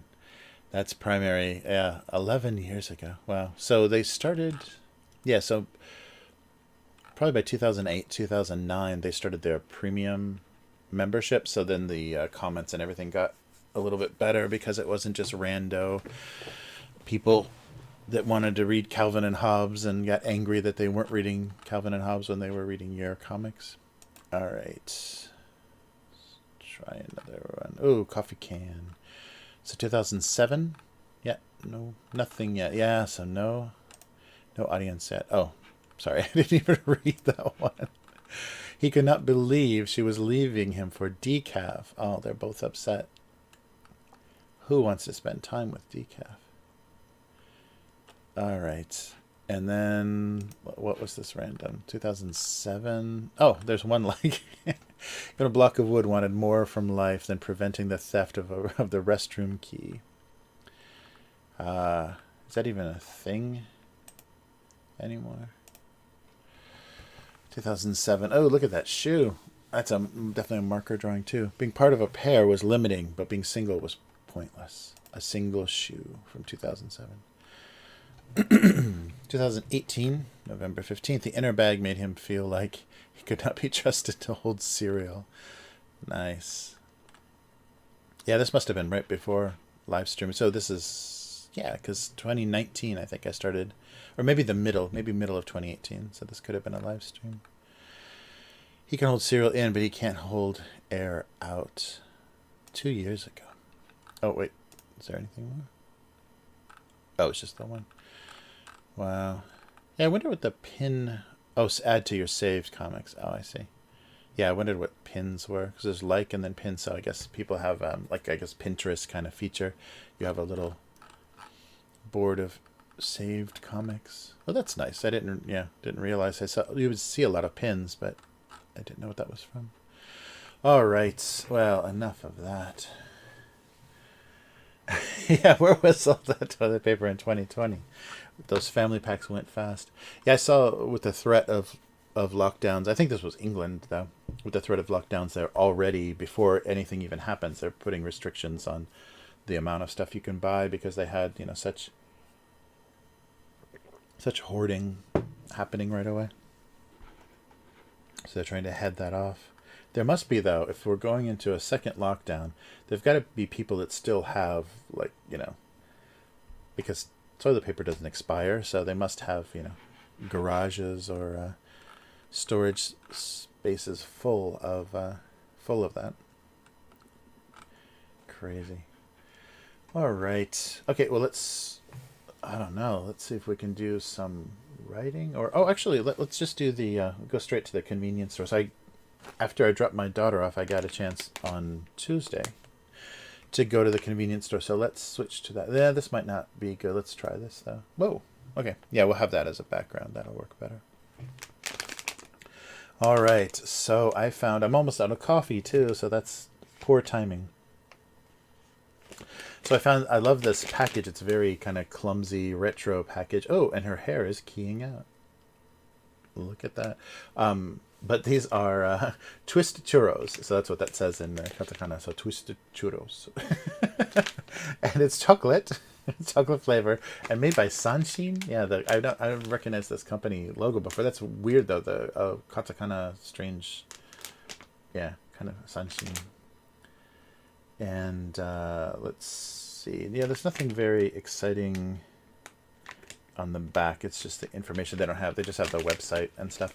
But I love the clumsy kind of weird 50s characters that, or I guess 60s characters that Japan still uses on a lot of packaging. But these actually looked kind of good. And I'm sorry, but I'm getting very cowardly at the convenience store because I keep seeing there's more and more.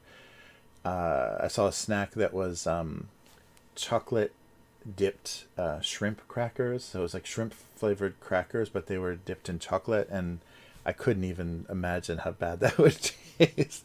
And also there was a little dried snack. I think it was a cracker, but it was trying to simulate, in Korean barbecue, a lot of times they'll have like cow stomach. So the lining of the stomach or pieces of cow stomach, and it's impossible to chew. And I guess you just basically just burn the heck out of it on the grill and try to make it taste somewhat good. But there was a snack based on that, like, so like tripe, the I think this is the Spanish version, Italian version of it, I can't remember. But yeah, the stomach lining of cows, and they'll grill that. And so they had a snack that was cow stomach lining, and I couldn't do it. I'm sorry, I failed you. But I can't do gross gross out convenience stores enough. Oof, that was brutal. Yeah, chocolate covered shrimp sounds really bad. So let's see what these look like. They're little twisted churro things. I think they have churros occasionally. I know they have them in like Tokyo Disney. Yeah, so that's like kind of a twisty churro. It actually just looks like a one of those puffed corn snacks. Oh, so let's see what these are. Are these corn? No, they're not corn. Yeah, they're rice.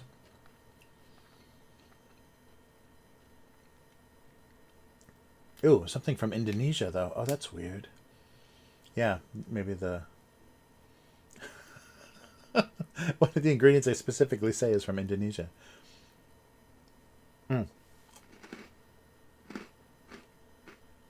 Oh, cornstarch. Yeah, it's not very corny flavor, but yeah, it's cornstarch and rice and chocolate. So I'm just reading the ingredients. Ooh. Again, though, I can't taste it. But again, they put the artificial... There's stevia. This is insane. Again, there's stevia, aspartame, and some other one that I don't recognize. Yeah, so they're cutting the... So the whole bag is only 180 calories, I guess, if it was real. What is going on with all these weird diet snacks? So they cut the sugar. There's cornstarch, chocolate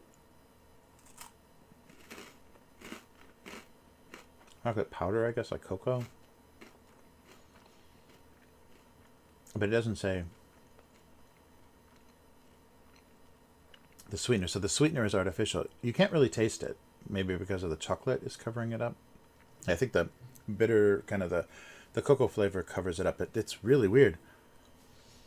So, and it doesn't say anything, like they don't have to put that on the package, that this is not natural, this is not naturally flavored. They don't have to put that on the package in Japan, which is weird. I hope they change that. I hope they have to start saying artificially sweetened on stuff. Because that's really weird. And they always do, they always do that weird combo where it's 3 artificial sweeteners, like a combo. It's not just, aspartame or stevia. It's 3 of those all together to kind of cut down the calories. That's weird. So they make trashy snacks, trashy chocolatey snacks, and they cut the calories by putting fake sugar in the snacks. And I'm sure that's some sort of, they don't want Japanese people to start looking like Americans and being all bloated and just, eating too many snacks. But that's really strange that they... So any company that I don't know, I should really be suspicious. And I guess I should read the package in the store. I just saw the bad illustration of the girl. Looks like she's holding some... It's pretty accurate. They're pretty ugly little snacks. But they're good. As far as... They're crunchy and everything. But yeah, that's weird. And they figured out a way like whatever they're made of, and then plus the chocolate, you can't taste that there's fake sugar in there. But again, so that's what was that, plums? It was dried plums the last time, and now it's chocolate churros that don't have sugar in them or don't have 100% sugar. That's really weird. Like I told you, they do that with Sprite here. If you get a can of Sprite, it's diet Sprite basically, or not diet, but like half diet Sprite. But they don't say that anywhere on the label. So you can't get real Sprite here. And some burger places, some of the domestic hamburger chains, they only serve like Diet Pepsi, like Pepsi Next, I think it is. They only serve Diet Pepsi. They don't serve any regular soda. That's really, or cola, sorry. And there's no regular cola. It's only diet. But they don't tell you that because it's Pepsi Next. You just have to know that that's not good. Very weird.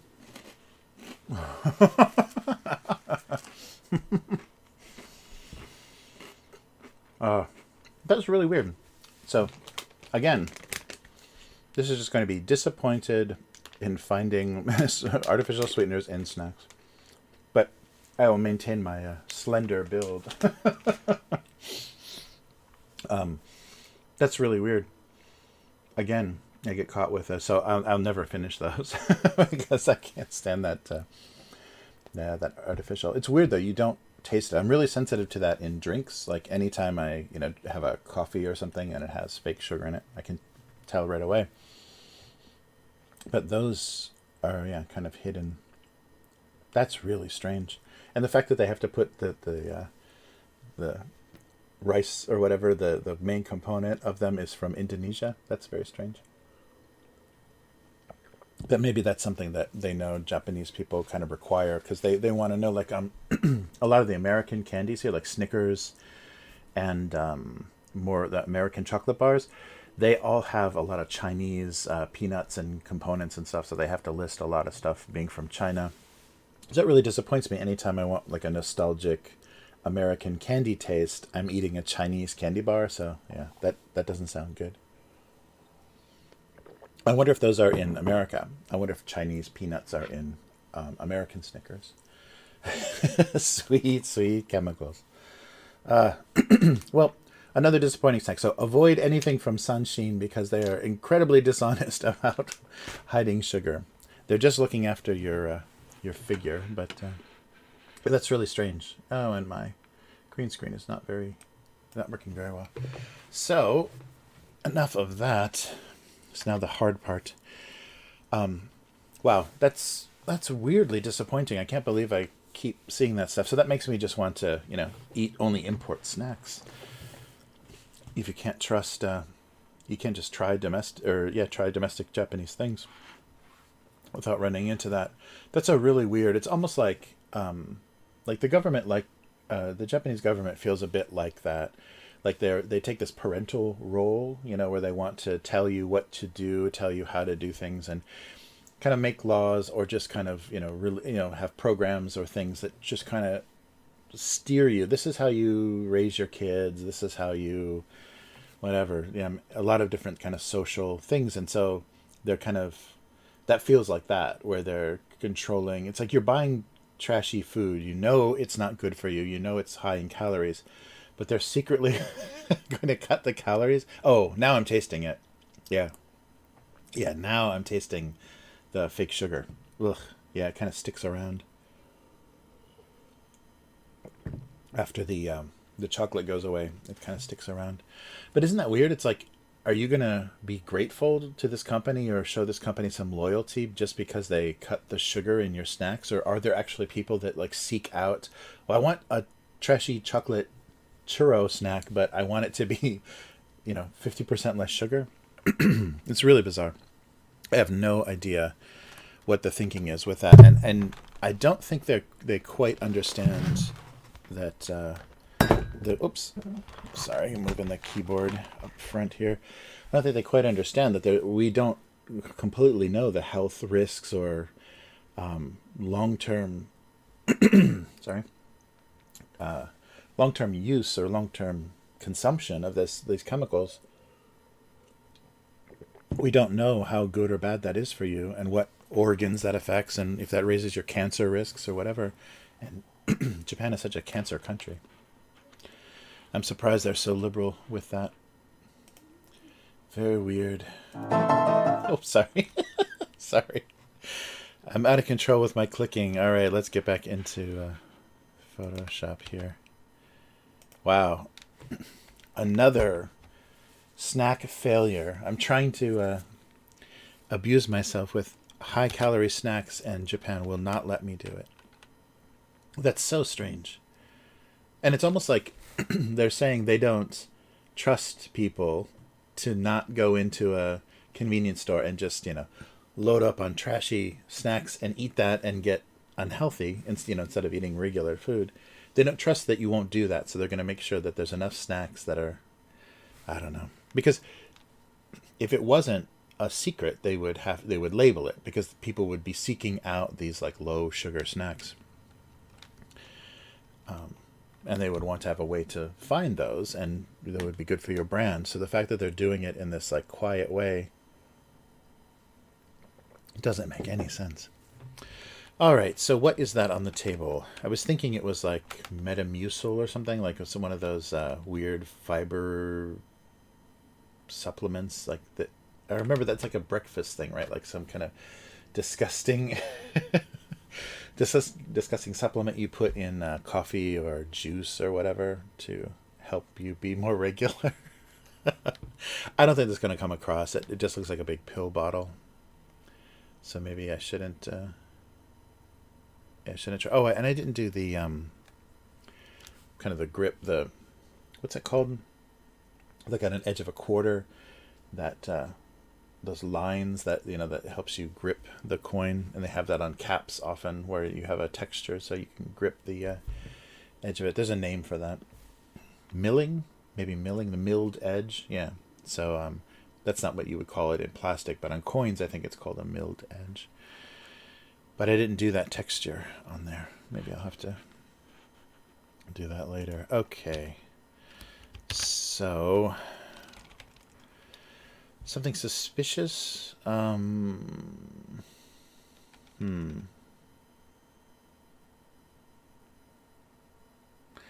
Yeah, something about a supplement or suspicion of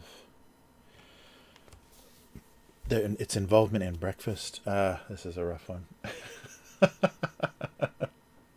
Yeah, I need to buy those shrimp chocolate. I'm sure there's a 100% sugar and shrimp, no artificial sweeteners in that shrimp chocolate. I'm gonna get stuck buying those one of these days. I know it.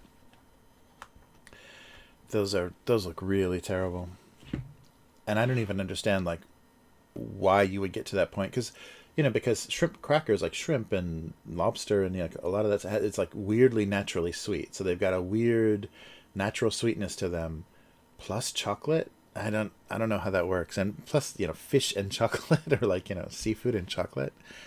That's a real weird idea. But I guess they're running out of new flavors, so. All right.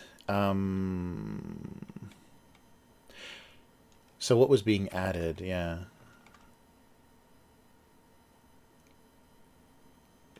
Something about a mysterious bottle.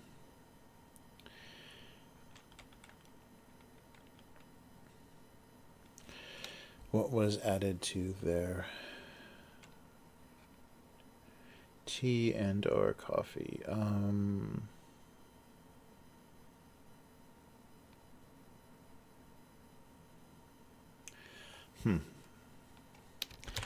So mysterious bottle is, because it's the only bottle, so that would work to point to it.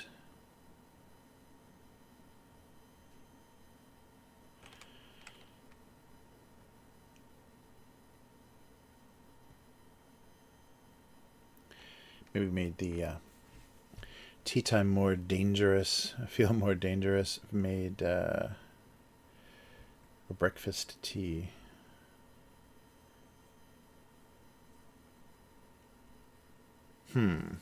So whatever. Yeah, right. If that's just a giant container of sugar. Oh, yeah, or artificial sweetener. Yeah, it doesn't have to be one of those weird supplements. It could just be an artificial sweetener. But those are usually, they usually try to make those look like sugar, like they, put them in bags that, in boxes that look like sugar, not chemicals. Yeah, so maybe an artificial, because I've just complained about that for so long. Artificially sweetened.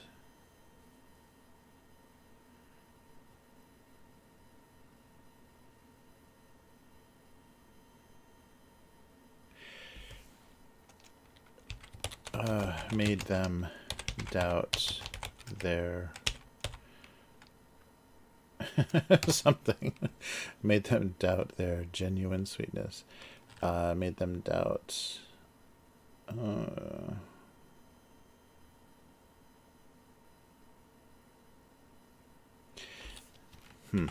Made them something.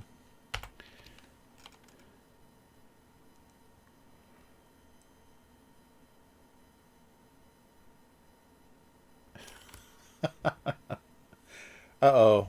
Censored. You guys are talking about... Are you dissing the sugar industry? You can't do that. Where are we? Where are we?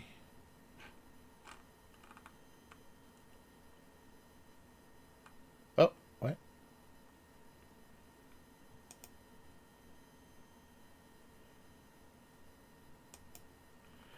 Nice. I'm going to pin that message, Devo. Thank you for the kind words. Uh-oh, what got censored?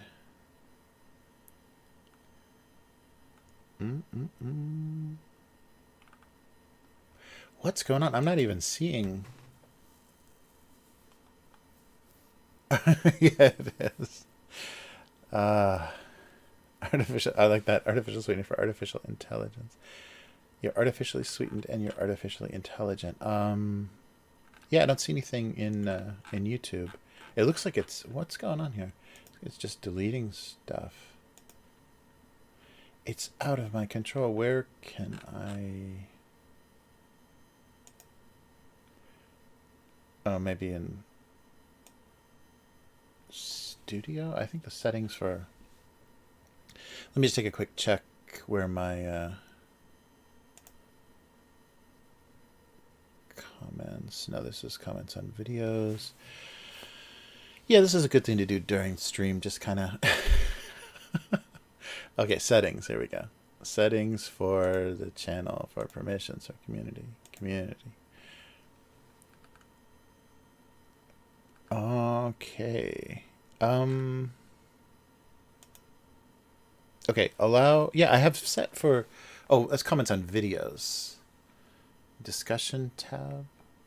Well, I don't know. Yeah, there isn't any lights. So allow... I have allow all comments, but I think it's just comments for videos. It doesn't affect the chat. Held for review. Likely spam. Oh, wait. Oh, yeah, no.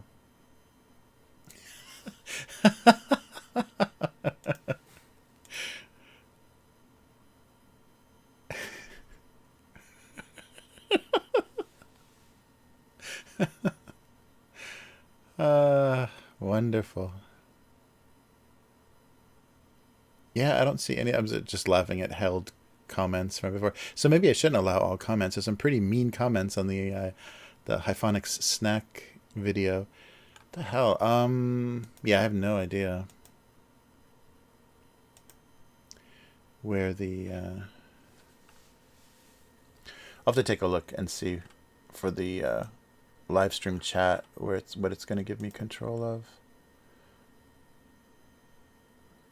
Yeah, doesn't have anything. Yeah, so the comments that I'm allowing are not... It doesn't have any effect. That's weird.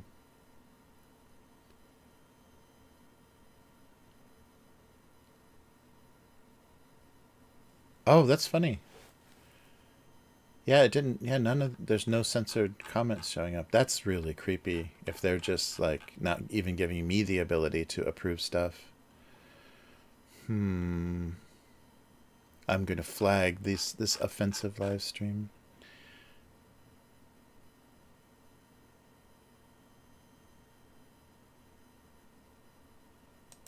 Really weird. Restricted mode off. I don't know what restricted mode is.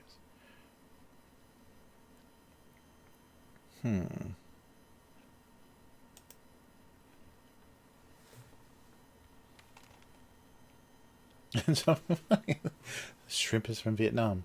Don't say that. The Vietnamese government has worked hard to not connect that. Yeah, that's weird. Yeah, it just came up. There's something. It might be a YouTube thing because that might be why I was having trouble because it was rejecting my streaming key. So that might be what was going on. Is YouTube is having some weirdness. Yeah, I don't know. Very weird. Live stream, live stream. Yeah, so I got to figure out where the that's strange. Yeah, where the controls, if I have control of comments, or if they just like, I guess, yeah, yeah, very strange.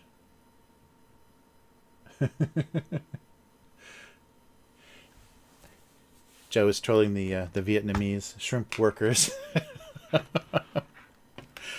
Yeah, that was a once they had yeah, no, that was the so Japanese people got really sensitive to where stuff is grown and where stuff comes from, you know, of course after the Fukushima, because the government didn't seem to be very clear and very honest about how contaminated things were, and there were farms, you know, farms in that area, and the radioactive contamination is like dust and it's particles, so it can move and be blown onto things. So that people were really worried that they were buying like, you know, radioactive lettuce or bean sprouts or whatever. So people became really aware of that, and I think that's what changed a lot of labeling. So now everything says where parts of things are from. There. Mysterious bottle. I don't know. The mysterious bottle did something. All right, let's see if we can do the printer cartridge thing more easily here. Let's try this. Oh, sorry. Let me just make sure I'm not missing anything. No. Okay. All right.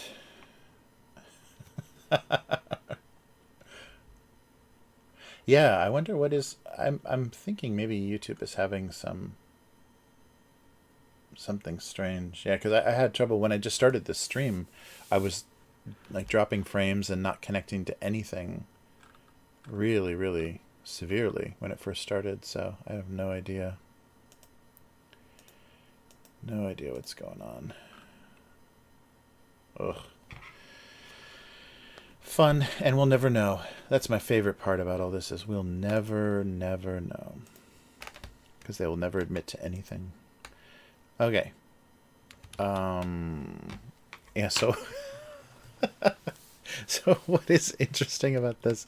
What is even happening in this? Oh, and why did I make the box sad? Oh, and I didn't do eyes. Oh, this is horrible. What a lousy job. I didn't do the eyes on the other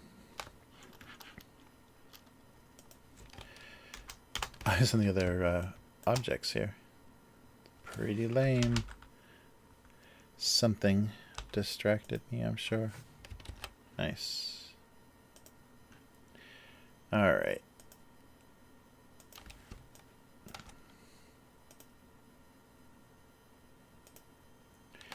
And maybe some tiny eyes. Ooh, not too tiny.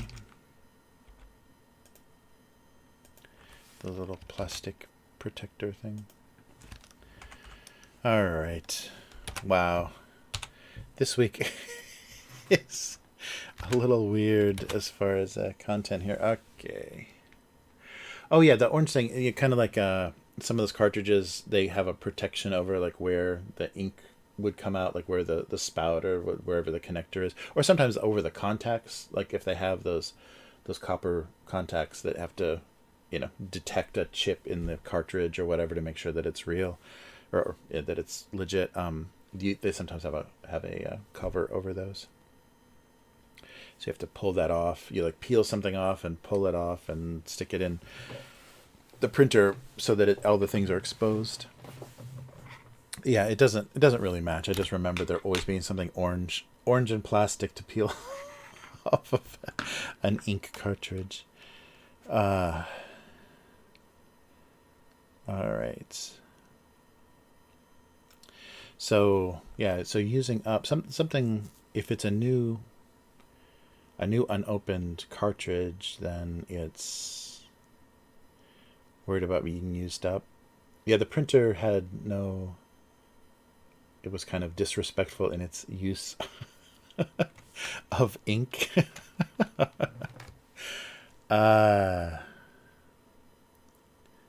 Yes. Something about inkjet printing. I don't know. This is terrible. Inkjet printing.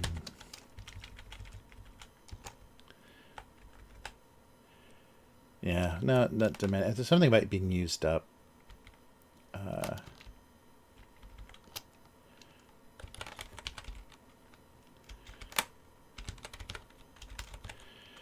Cartridges. No, that's hysterical. Inkjet cartridges. Something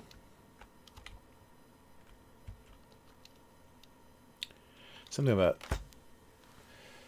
how fast or how mercilessly they used leaving them empty. Oh, there's actually, I don't know if they have this in nice, all over town. Yeah, the little protective like little, sometimes it's just a tab or a little thing you twist off, but sometimes it goes over. And this is, for the shape that I'm drawing these, it's usually, if it's those thin narrow ones, like Canon makes those little thin narrow for each color, it snaps over like the whole top. The orange plastic thing goes over the whole top of it. So that's what that is, but it doesn't really match. Ink. I should probably put some ink drips on the ground too. Something about just using them up and leaving them empty.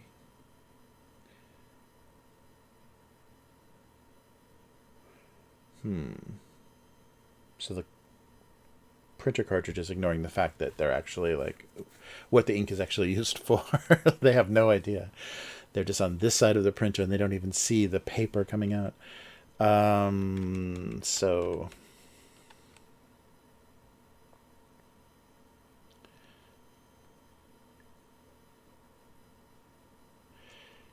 something, leaving them empty. I like leaving them empty.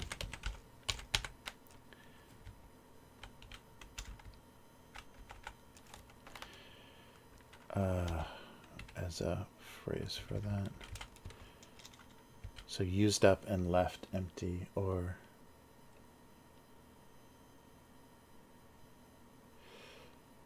so the intimate relationship they had, so being inside. Okay, let's not do that. Being inside the printer. Installed. So once removed.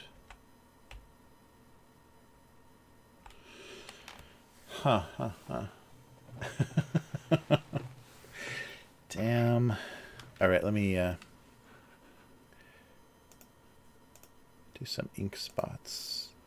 I think that'll help get across the idea. So little. Oh, come on. Little spots of ink. What? My pressure is not good.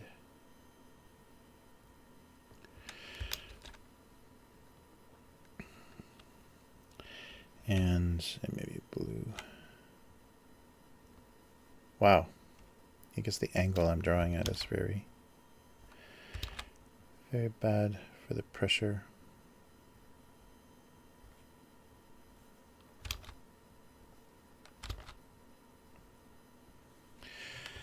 All right. That gets better across the... yeah, so they're kind of used up, empty. Huh.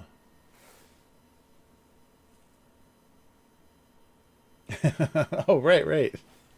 Yeah, the expensive, that's true. The ink is where they make you pay, so the printer was cheap. Oh, yeah, so they involved overpriced ink. Yeah, maybe cheap printers and overpriced ink is very relatable, right? Cheap printers. Let's see here.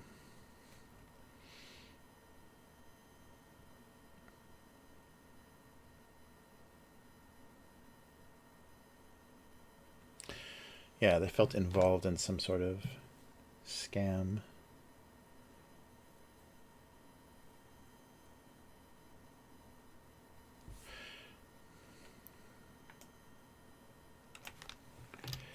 So maybe cheap printers sing up over ink left them. It doesn't quite work. Feeling empty. Ha ha ha.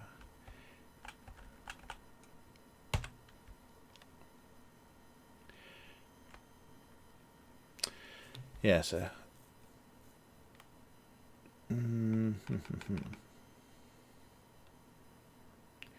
cheap printers and overpriced ink. So overpriced ink.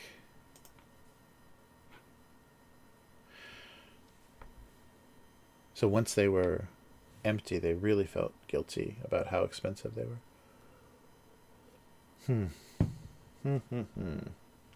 Ink cartel. Oh, that's good. Oh, that's really good. Yeah, I like that instead of ink cartridge, ink cartel. Yeah, so they were part of some... Ah, yeah. So involved in some...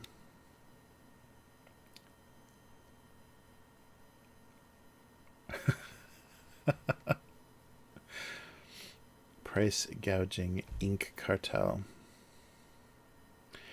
Cheap printers and overpriced ink.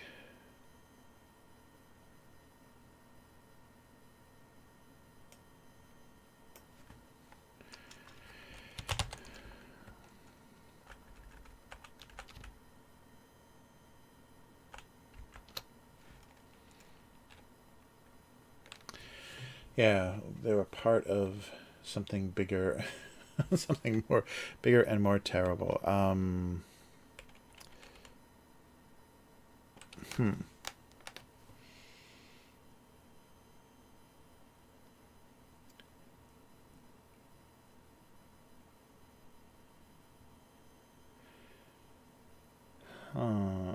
Let's see.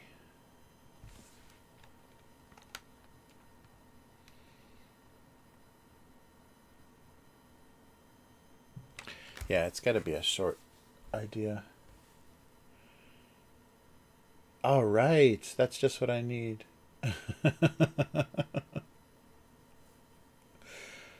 Am I getting spammed on Twitch?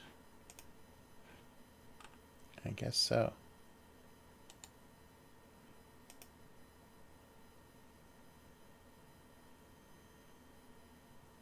Nice. Go to bigfollows.com.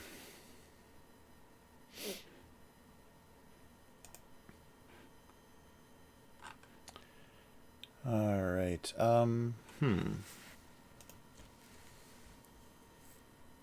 Or maybe they couldn't figure out. They knew there was something wrong, but they couldn't figure it out.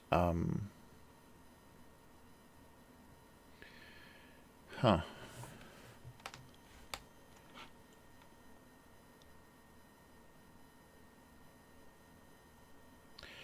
the combination of cheap printers. Nice. Yeah, they're using maybe to get past filters. That spam was using all kinds of strange, like diacritical, like foreign characters. So all of the letters that they used are all crazy, like accented and marked characters. That's really weird. Oh, and it's Russian too. Yeah, .ru.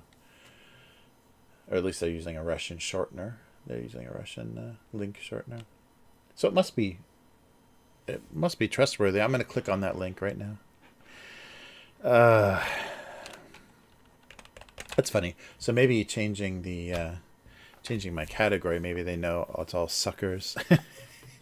Everyone just chatting is a bunch of suckers that are just looking for fame. So they'll buy followers. That's funny. All right. So the ink and the sad new cartridge. Ink cartel. I like that.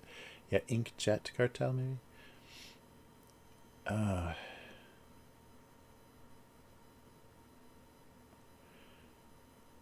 Yeah, the rate the cartridges emptied.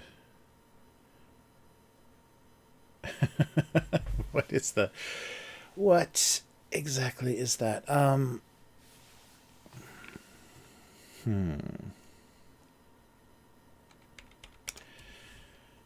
Let's see. We're part of some kind of something.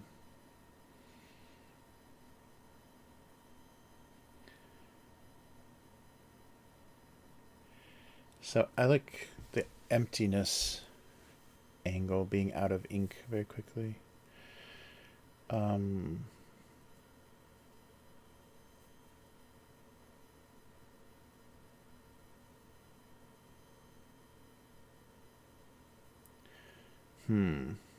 Or a 4-color printing joke.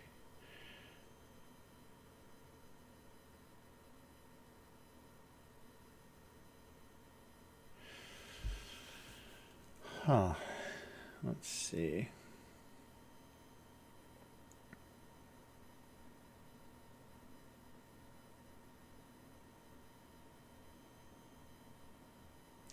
Yeah, maybe I'm getting...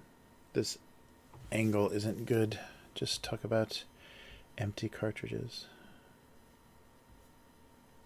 Or going from new to used or new to empty so quickly.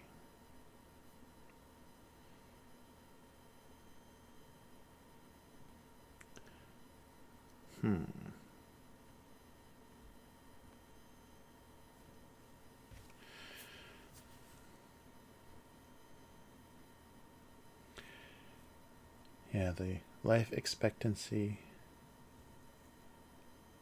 of an inkjet cartridge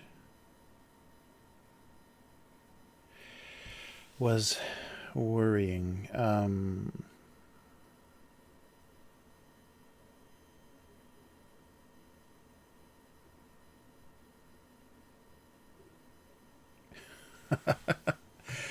I need more coffee or something today. This is brutal.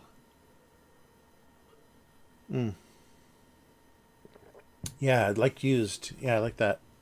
K5. Used and empty.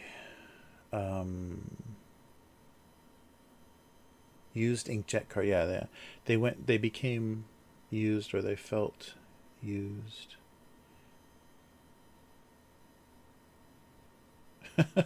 Yeah, it's not contained in the cartoon, but I like something like printing email or something, like something funny that like old people do with printers, as like printing things that they could just read on the screen.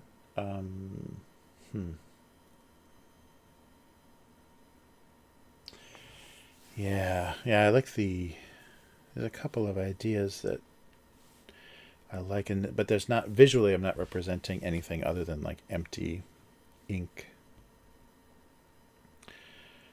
Right. Yeah, what else gets like used quickly or has a weird... There's something strange about the how fast it's used. They were used...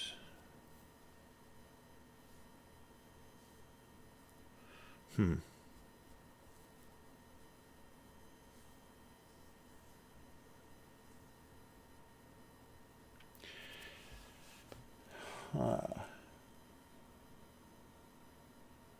Oh yeah, cancel. That's good. Yeah, I like that. Yeah, that cancel. Uh, that's right. You still get like half of a half of a page out before anything stops. Yeah,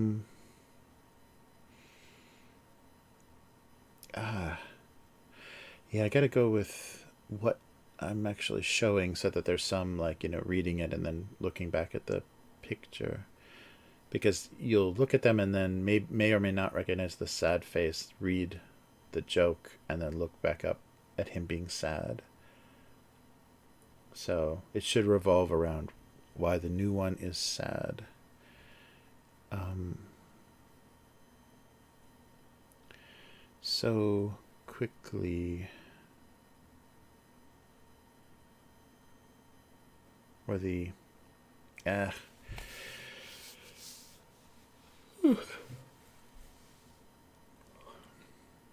The length of time to be, or the wrong color. Oh, maybe it's something so simple as um, that's gonna sound like a race joke though, but something about having all of this one color not being the necessary color. Uh, that's not good. But you always have, it's like there's always one color depending on print what you're printing. One color runs out first, so you have like multiples of things that don't run out very quickly. That's not coming across though. So being used, being empty, something not working.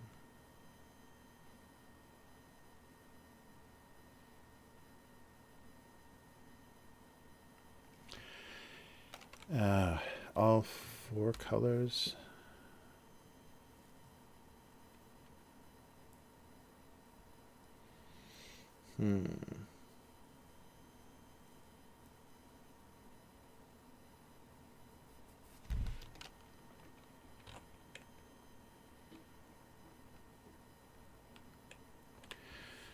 Let's see. Or the size of the print job. Something about how overworked, overused.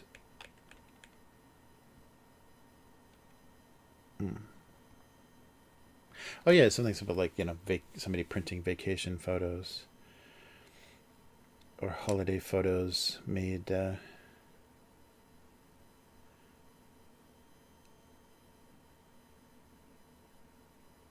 Yeah, maybe the no one. Oh, pure emptiness is good. I like that. One color runs out and you're out of luck. He was just hoping he was the right color. Boy. Yeah, but something about excessive, like printing a huge amount of something. Yeah, maybe something. Okay, more like giving their lives. So many. Oh, here we go. Okay.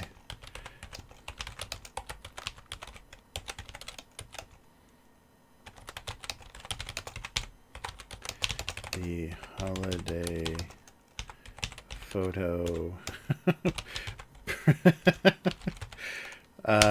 What's a extreme word for doing something a lot and too much? Printing. Damn.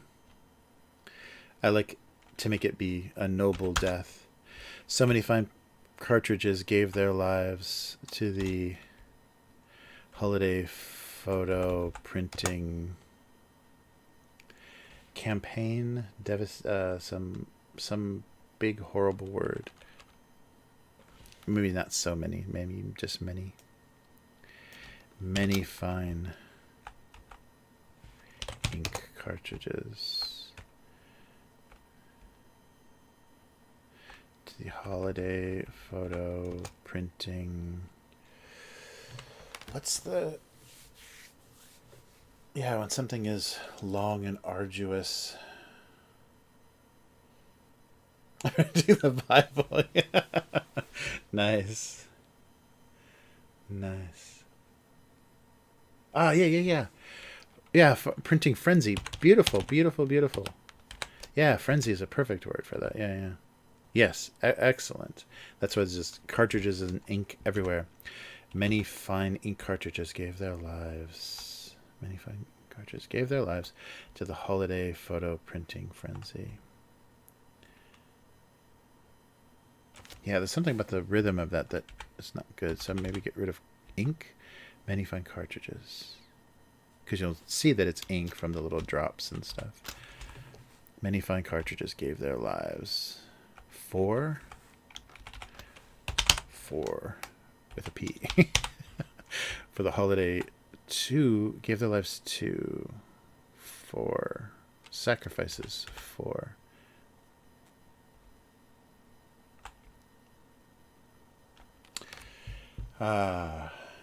Yeah, frenzy is good. And I like how to try to make it sound noble. So, yeah. He knew he was next. Okay, there's no more spaces. Ooh, they line up a little too well. Many fine... Or maybe just in case it looks like something else. Many fine inkjet cartridges gave their lives for the holiday photo printing frenzy. 4 or 2? That's really bugging me. So give your life 4 or something. Give your life 2. Maybe 4.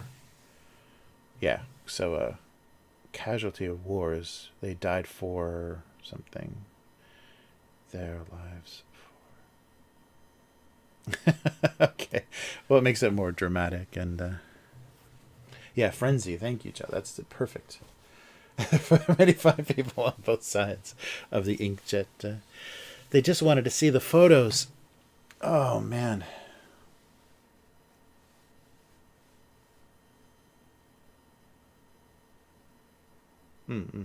Yeah, that works. That works. Nice. Yeah, and it'll be right before Thanksgiving. Oh, yeah, we're not doing Thanksgiving jokes. Oh, shit. Now we're back to this one.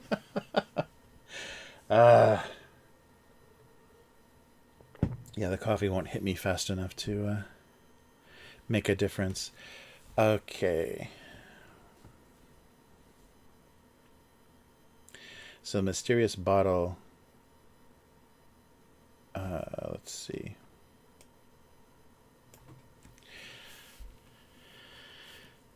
So it either contained dangerous chemicals or exotic tea. Either dangerous chemicals or exotic tea.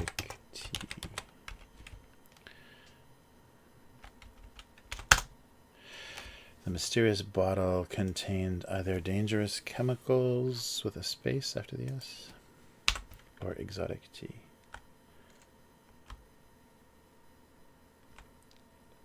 A suspicious table.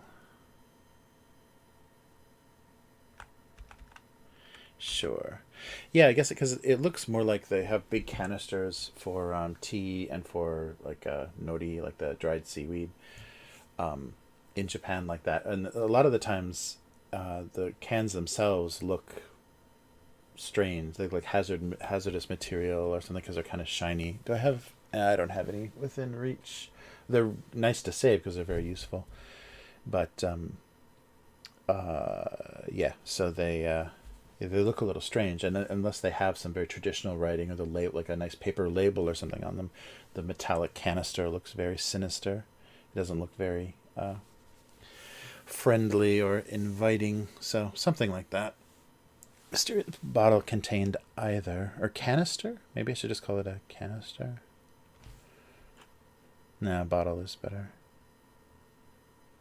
Mysterious can. Can contained. The mysterious bottle contained either dangerous chemicals or exotic tea. Eggnog. Oh, eggnog cure. Extra nog. I think occasionally they get eggnog at the import shops here during Christmas. I'm not sure if anybody buys it, but I see it occasionally. They have a lot of the kind of traditional holiday drinks from different European countries and stuff. So you can sometimes find some eggnog. I wonder who's responsible for eggnog. What country gave us that? I'm guessing Germany or Northern Europe. Oh, origin country. That's what we want.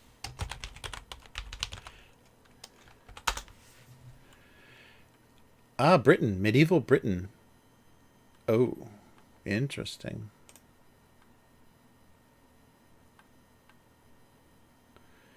Ah, first use of the word nog was 1693. A Middle English term for a small carved mug. Yeah, so British drink. That's weird. Well, I guess that explains why it's in America. Huh. Wow, the exciting history and origins of eggnog. I think I've had eggnog jokes in the cartoon because it's so close to pancake batter. It's like only missing flour. And you basically can make alcoholic pancakes. All right. Mysterious bottle contained either dangerous chemicals or exotic tea. All right, they're nervous. They're nervous.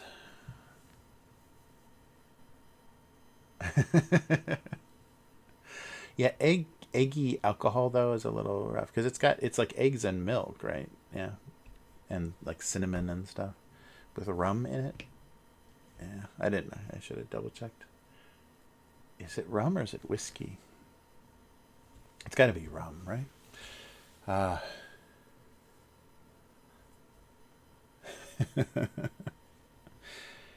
Nice. Nice. Oh.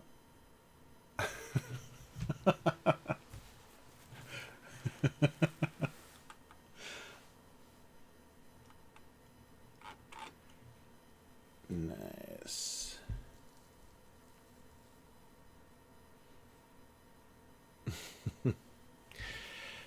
The holidays are coming. Yeah, so many things are being canceled. That's really crazy. And they were showing the Rockefeller Center tree this year. It looks pretty bad. I guess they don't want a tree that people want to actually go see, so they put a real thin, lopsided tree up this year. That's really weird. Yeah, I guess, they don't want to not have a tree, but they don't want to encourage people to come into the city during this, whatever. Who knows how locked down they'll be. Locked down for Christmas. See, we need to make some... I'm sure somebody's working on them right now, but some bad weather, lockdown related Christmas songs. Oh, all right. Yeah, I think that'll work. Mysterious bottle contained either dangerous chemicals or exotic tea. Many fine inkjet cartridges gave their lives for the holiday photo printing frenzy. Thank you so much for frenzy. I would have gotten there. That's the hard thing. Like even like using the online dictionaries or whatever for synonyms. Sometimes you go totally the wrong way with meaning and you can't find the right word. It's beautiful. The perfect tree for 2020. Just all pathetic looking and half-assed and miserable, like everything we're doing now.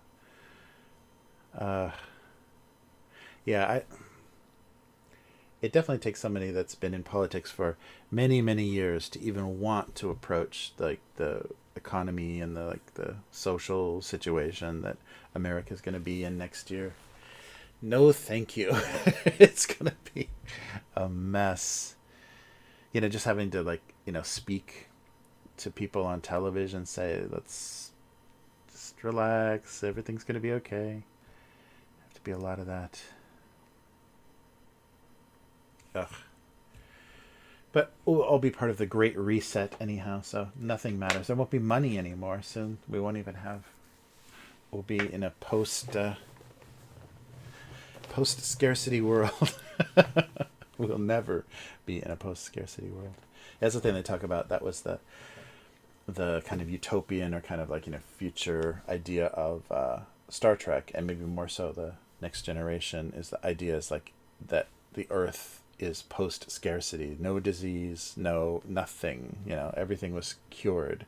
So then they started exploring other worlds. Never are we going to get to that point. People are just too greedy and selfish to solve those problems. All right. Yeah, I think that'll work for this week. Hey, Yum, how's it going? Good to see you. Yeah, just finished the writing portion of the cartoon. Very cool. Oh, I should get a little more coffee, shouldn't I? It's only 5. Yeah, so hold on for a sec. Let me get some more coffee and we'll keep this going for a little while. But I need something to sustain me. So I will be right back. Here's my awesome test pattern. So be right back.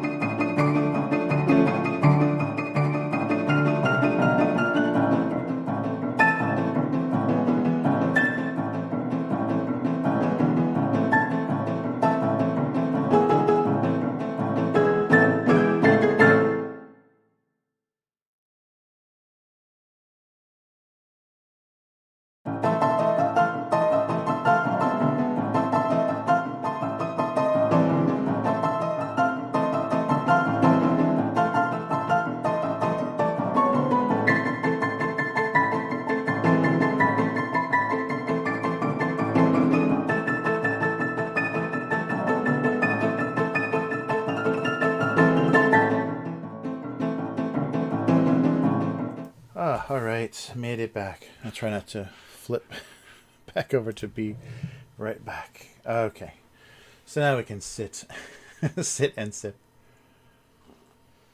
There we go.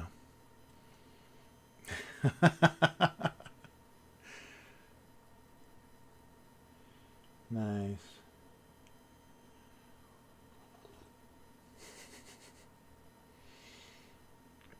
Chocolate and shrimp. Ah, what a great.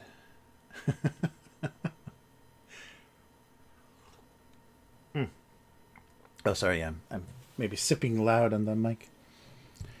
I forget. Oh man. Oh, So I hope I can get things uploaded correctly this week. Yeah, it was just one. For some reason when I was doing the date, I did one extra number, so the server didn't recognize them, so they didn't upload automatically, and they just sat there for a week. So yeah, so these will be hopefully a little bit more on schedule. I've still dropped a few frames. I wonder what is going on. Very strange.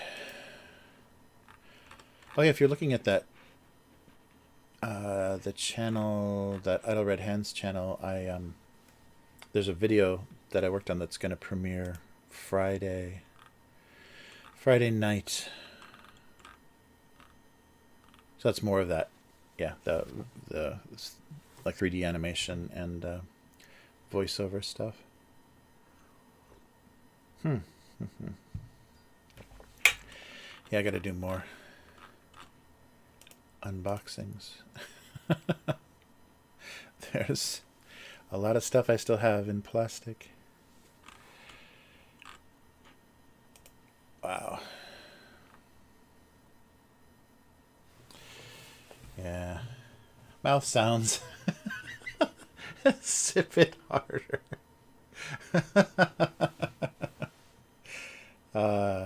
And no problem. Thanks K5. Thanks for the ask. Oh, that's funny. Yeah, there was so, I don't know, as I never listened to the ASMR videos, but I was talking about them with on that weekly podcast. I was talking about them, and so maybe my phone was listening or something.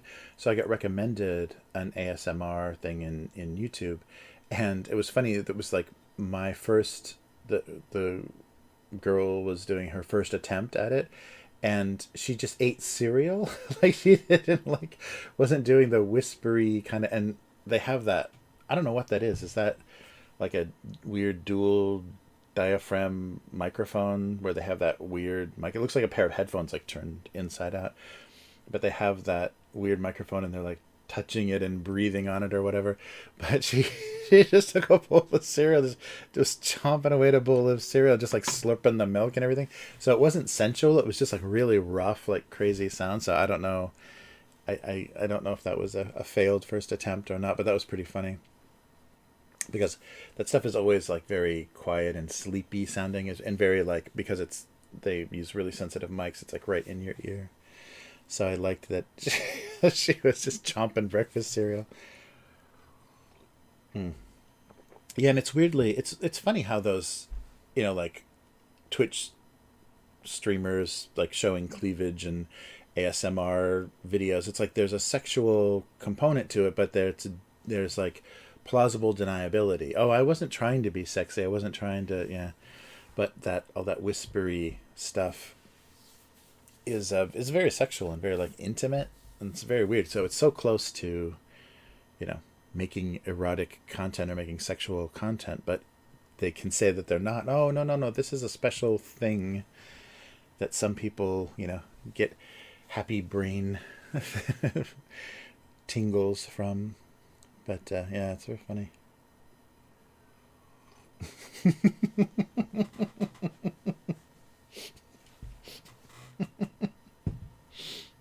I'm trying to drink coffee here, yum.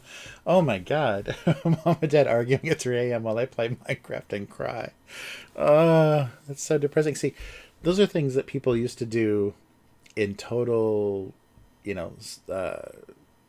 solitude, total loneliness. Like they never had a way to share that with people. So, but now people's like shitty lives and the horrible things that happened in their childhood, they can literally document and share with the world. Wow. Oh, so they are headphones. So are they using the headphones as a microphone? Like, are they plugging, like, because I think you can do that, plug headphones into a mic jack and use the speaker deals to actually pick up sounds. Yeah. Well, that's when you're going pro, if you've got a pair of those creepy headphone things. Yeah, I have no idea, but I see that that thing all the time. It looks very bizarre. The whenever you see one of those videos or a thumbnail or whatever, it'll always show that while I play Minecraft and cry. Oh man, yeah, Minecraft. That's funny how a whole generation has just lost hours to that game. And I love how they keep, I forget what kind of channels or what kind of blogs, but there's always people posting, it took 10 years, but they finally finished building like Middle Earth in Minecraft or whatever. Like there are people that have these like huge extended Minecraft construction projects, and they build like the all kinds of crazy pop culture stuff. And never, yeah, and I guess they're easy to share, or they can charge you to to visit them. That you can make a pay server to visit their wonderful construction. All right, that looks fine. So just quick spell check on the cartoons.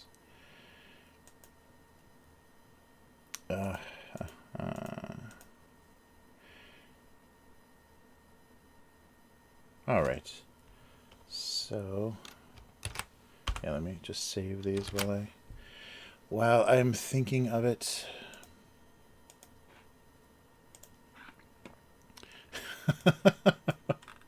Yeah, there's going to be so much, like, and if people turn out okay or whatever, they didn't get too emotionally scarred by their horrible upbringing, they're going to have documented some pretty nasty stuff.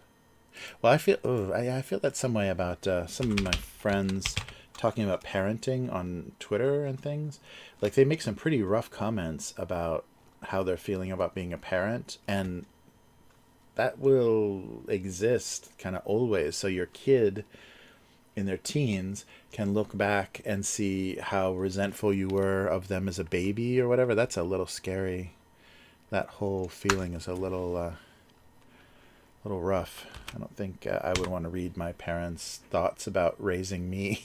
I think they would have had a lot of bad things to say about me as a baby. But now, yeah, people are documenting that a little too, and they're doing it for to kind of for a connection and for support, because it's hard. Being a parent can be incredibly frustrating, thankless work, and so they're definitely doing it for support, but that's a person, and they are going to have a lot of feelings about that. And if they read how much you hated them as a baby, maybe when they're a teenager they'll stab you in your sleep. You don't want to have too much of a record of that. It's crazy.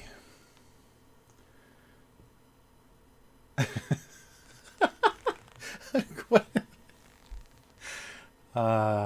Nice. Uh-oh. You didn't say. God damn, what is the censorship? Oh, there we go, finally. Yum. Shit posting.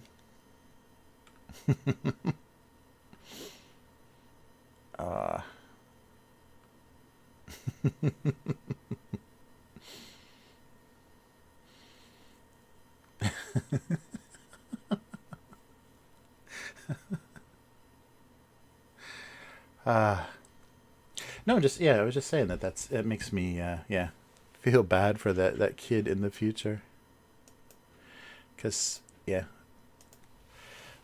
parents obviously have to remember that you do kind of, it's completely thankless, and you're just going to suffer completely in silence, and there's no helping that. Everybody parents that badly. But you get to mess up your kids in their own special way. That's what's nice. You put your thumbprint on that person for the rest of their life by the mistakes that you made. Where is all this Christian stuff coming from? Is it the just talking about parent stuff? Yeah. Yeah, that's funny.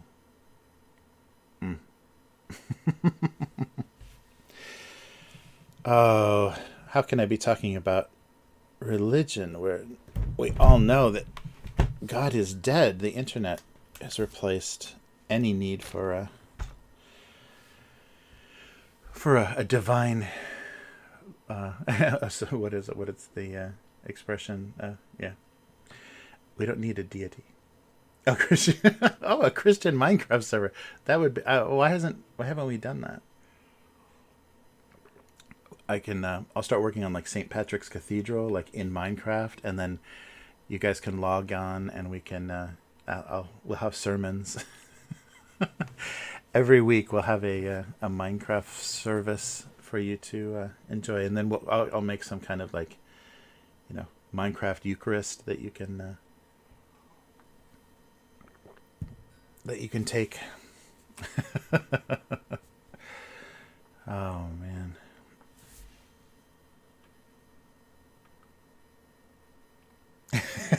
What's superliminal? Oh, is it a game? What's superliminal? Is it a synthetic drug? Oh, it is a game. Oh. Oh, cool.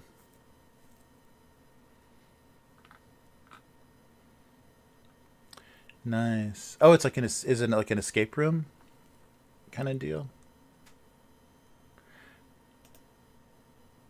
Oh, it looks good. Oh, and it's very popular. Nice.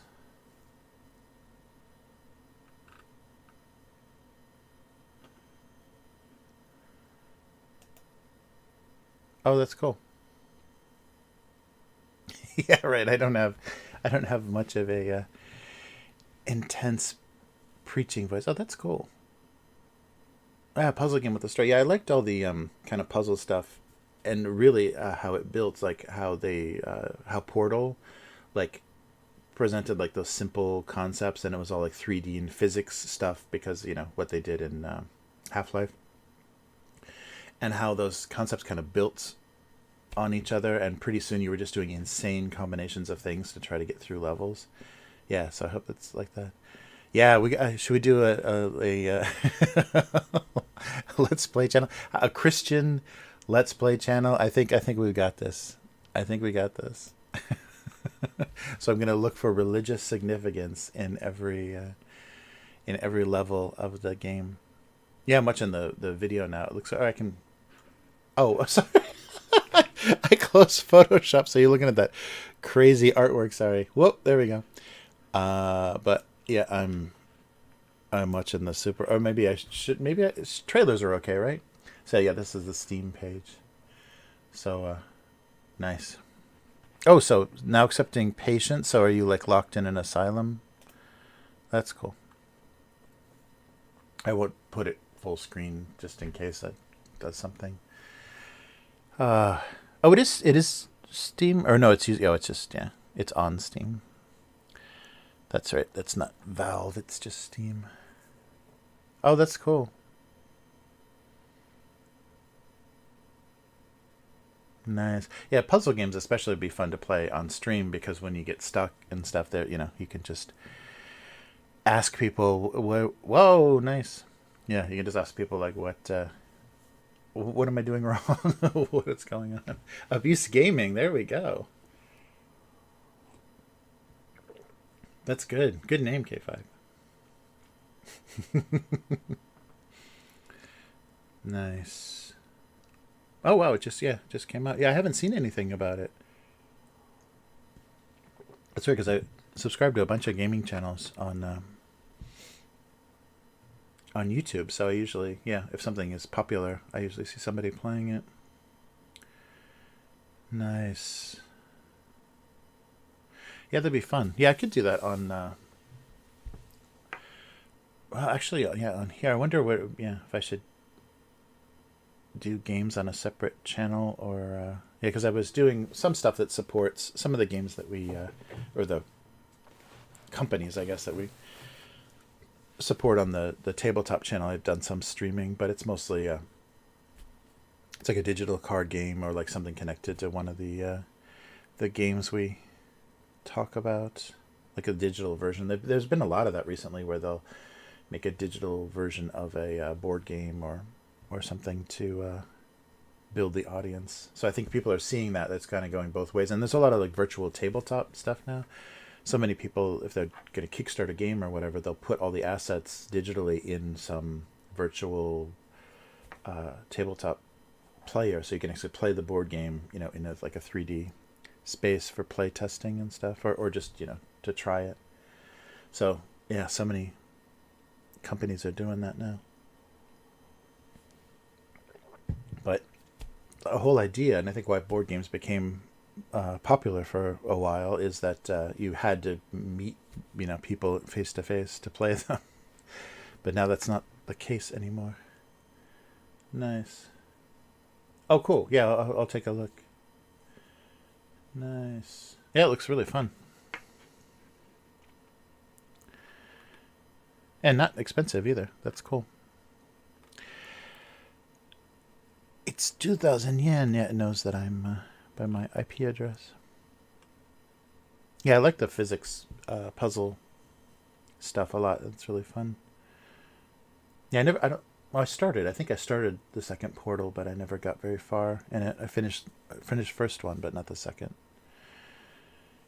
Because I had, I got it was Orange Box. I had Orange Box for the Xbox 360 or whichever it was. So I played Portal on the Xbox, not on PC, which is funny.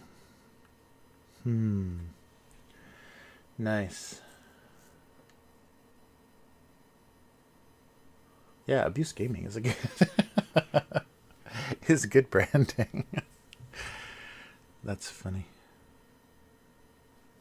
I can just change the name, like lengthen the name. Abuse Cartoons and Gaming. That would make a nice confusing brand. Wait, what? What are you doing? No, I'm just chatting and gaming and making cartoons. Nice. Wow. Just keep watching it. Oh, man. All right.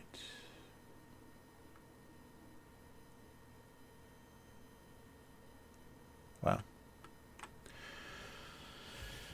Oh.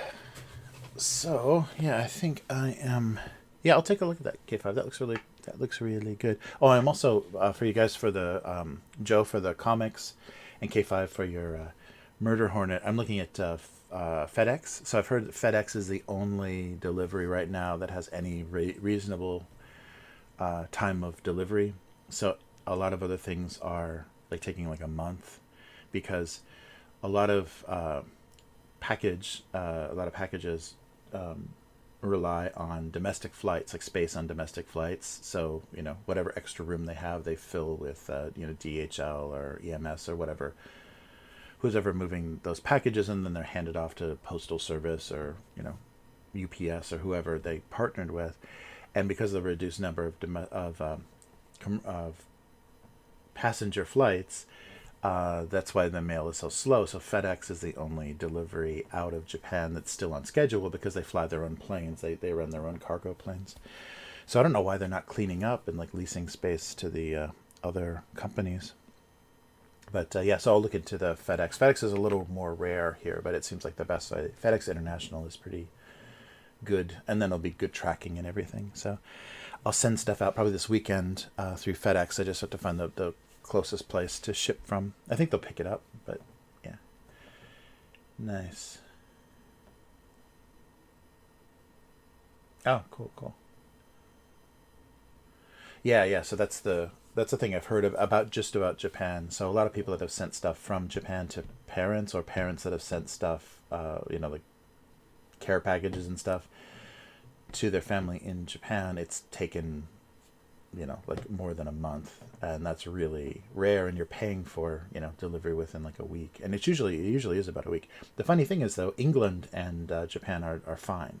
There's been no delay. They still have really good connecting cargo or package delivery, but America, it's gotten pretty bad. So I'll do some FedEx. Oh, Unrailed. Let me check. I'll just search it on Fox without being logged in, so you can't see my My Steam name. Unrailed.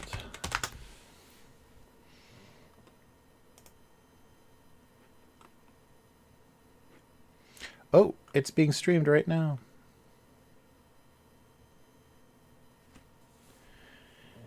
So cooperative multiplayer. Oh, wow. So kind of voxel or like, yeah, like Minecrafty looking. Oh, wow.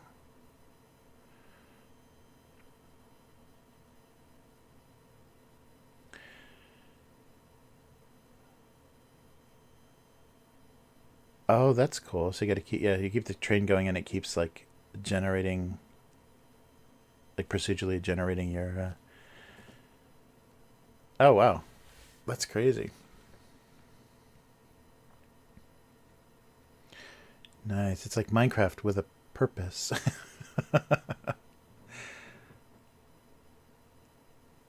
Oh, cool. Yeah, multiplayer is always a little rough because unless you've got like unless you're logging in with other people that you know, sometimes there's very crazy random, and you don't know if you're playing with a like an 8-year-old kid or what. Sometimes. Uh, wow, it looks fun though. Yeah, it's like a weird. It's like a isometric view of a Minecraft looking world. That's cool. Yeah, I like that. That's really cool about isometric that you can just keep adding onto it, and it never has like the perspective always stays the same, so you can just keep adding to it over and over again. Yeah, there was a game that I was doing art for that it had to be all isometric because they were doing an overview. Of course, that lost its funding as well, but that's fun. Nice. So do they have the recommended? I guess it's just on the main page. Nice. Wow, there's some some stuff I totally missed. Is this another? Oh, this is from September. Very popular. Nice. Gotta get my gamer headset though if I'm gonna do abuse gaming. I need my headset with my microphone on it. Yeah, I think what it. Yeah, that's the problem. Yeah, the few gaming streams I've done, I've technically not, done it very well. I need to figure out a good way to not have the streaming software and the game running on the same machine. I need a like a video out from a machine that I'm running the game on because it's surprising how resource heavy like the streaming software gets. Yeah, I'll take a look at the. Thanks, Joe. Yeah, I'll take a look at the prices for shipping and see what's going on. Ah, right. Yeah, it is. Yeah, like Age of Empires with a Minecraft look. That's pretty cool. Yeah, definitely. Nice.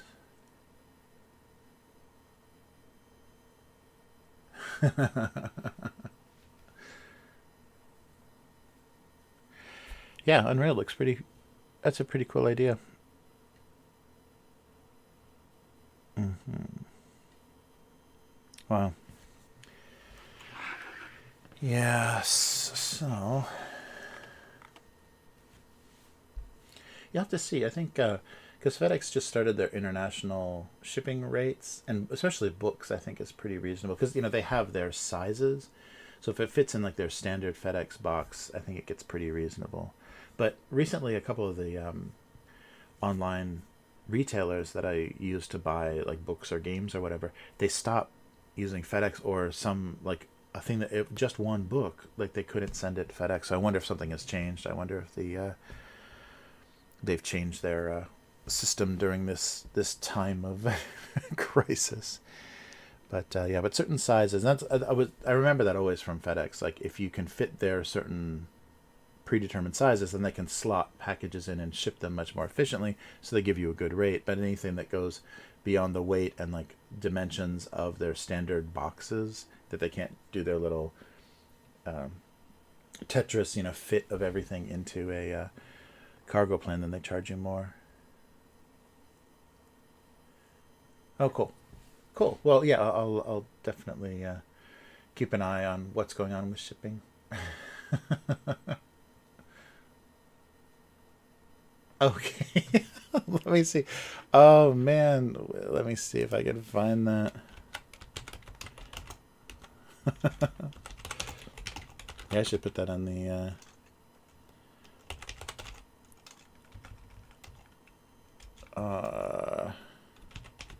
yeah, I forget which park that was too. Oh, there they go. Okay. So a lot of people have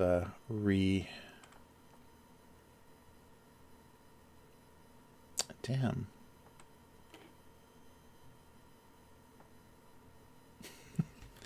Yeah, I can't remember if this is the raw. Uh,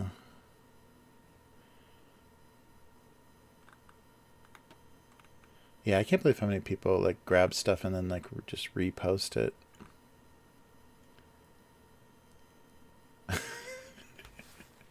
Oh, what's this? Oh, this is awesome. There's a Baptist preacher, Rick Mandel, who does a video devotional. It reminds us that in contrast to the advice of the Japanese amusement park, God calls us to cry out to him whenever. Oh, this is interesting. I want to read read this description here. Cry out to him whenever we are in pain, knowing that we have God. See, it's a Christian stream. It's just become a Christian stream, a Baptist Christian stream. That's really funny. A preacher reacted to the idea. Okay, so I'm not sure. Okay, we'll try this one. I don't remember which one I actually had. Sorry, let me see if this is if it has a voiceover or not. Oh yeah, no. I love their zero reaction. That's the best part of everything. Here's the one that doesn't seem to have a. But remember, God does not want us to scream inside our hearts. He wants us to call out to him in times of need, like roller coasters. Nice. Yeah, if this is, I don't, World Teach, I don't know, I can't remember. I thought it was the, like, Namco Land or whatever the park was. I thought it was from there. And it maybe was just on their website. Let me just, because I would rather give them the traffic.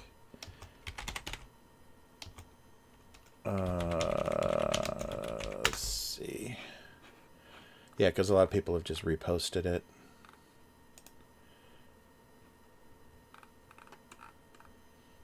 Oh yeah, here's the okay, here we go. Here's the sorry. I'll repost this like real one from the website.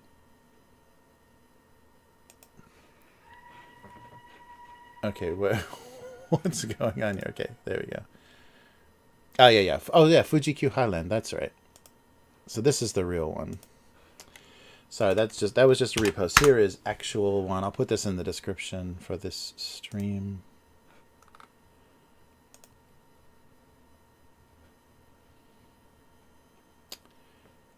I'll put it at the bottom right above the, or I guess right after.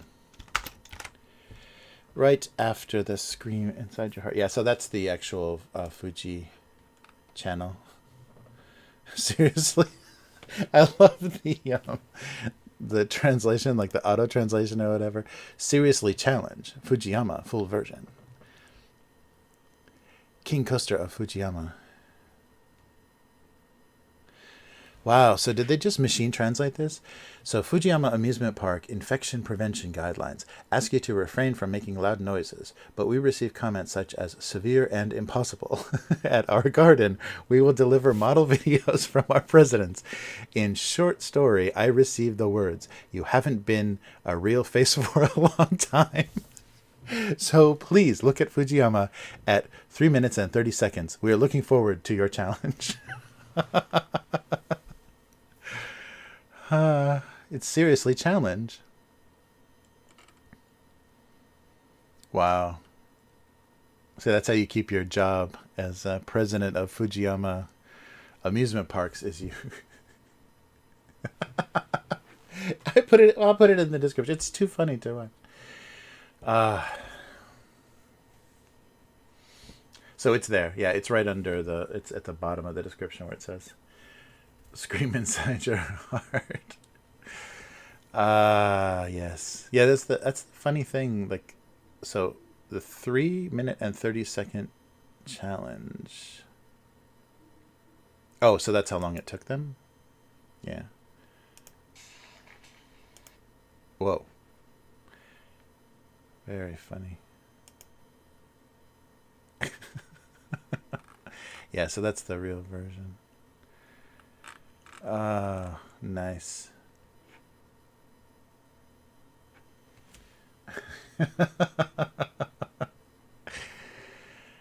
Yes. But there's so many things like that. Like, I think I was talking about the Japanese baseball. They do that thing where they'll, point the camera at the coach in the dugout during like a real tense play, or they'll have, it's the ninth inning or whatever, and coming down to like some very important at bat or whatever, and they'll put the camera on the coach, and he just has no expression at all. He doesn't have any. There's no tension. There's nothing. He's not doing anything. So it's just a totally blank expression. And then they'll do that to the other coach as well. It's like they are not showing anything. And so very often in American baseball, you'll see kind of the nerves, or somebody like chewing nervously, or like, fidgeting or whatever. And the Japanese baseball coaches have no expression at all. So it's almost humorous that they even bother pointing a camera at them, because there's no information. They have no stress at all. Yeah. Oh, I did, Joe. Yeah, I read. Okay. Yeah, I'll hold on to everything and wait until there's good timing for it. But yeah, thanks so much for buying the comics. I'll keep them ready to go for you until I know. Oh, cool. But yeah, that's a good way to or a good way to go. So we'll see how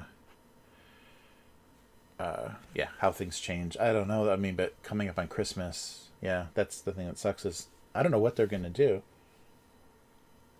So postal service and shipping is already so bad in the U.S., and they're gonna have still have all the bad weather conditions, and then they're going to, on top of that, have Christmas. And most people are shopping online probably exclusively for Christmas. They don't want to go to any place else.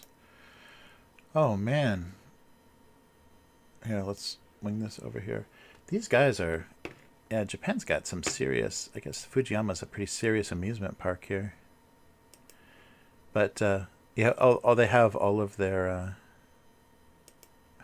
videos for all of their roller coasters on here. I guess it's like is a little bit inspiring to make you want to go when you see how insane. But yeah, look at that. That's some pretty intense steel roller coaster. Yeah, so I wonder if they even bother. So I'm thinking like, sorry, Splash Mountain, or some of the the drops where they have a camera, so they try to get your like wow, yelling, screaming, hands over your head expressions for roller coasters. I wonder if they bother to do that in Japan, or they don't do that, because it will be just car after car of people just no expression, just looking down. Yum. And your language, I don't know about this. We're not going to be able to make this a religious stream if you keep up the profanity. Let me see. Oh, so I'm running the exact same thing at the same time here. Sorry. Got to get back to the chat. I think I was digging too much for the settings. Nice. Oh yeah, I'm not sure if I think it's mostly steel coasters. I think Japan like went crazy with the design of that, like the really fast, really high. They might have some wooden coasters, because Japan loves wooden construction, so I would imagine they'd have some pretty amazing wooden coasters. Unintentional deadpan. Why did it block that? Unintentional deadpan is the best shit ever. Oh yeah, yeah. Cool.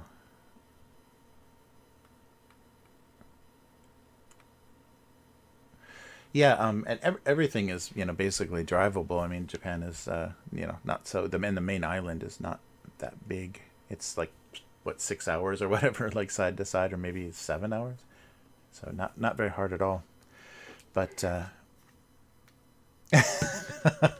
I'm banning you unless you repent. Yum, you need to repent and join the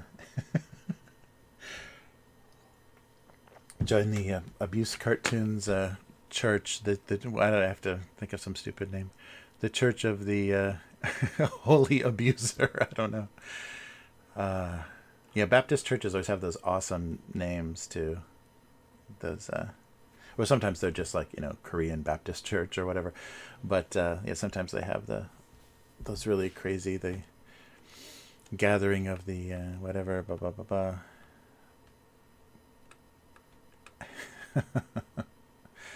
Nice.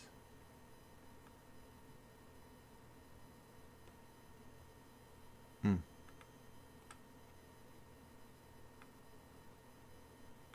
Yeah, it's really funny.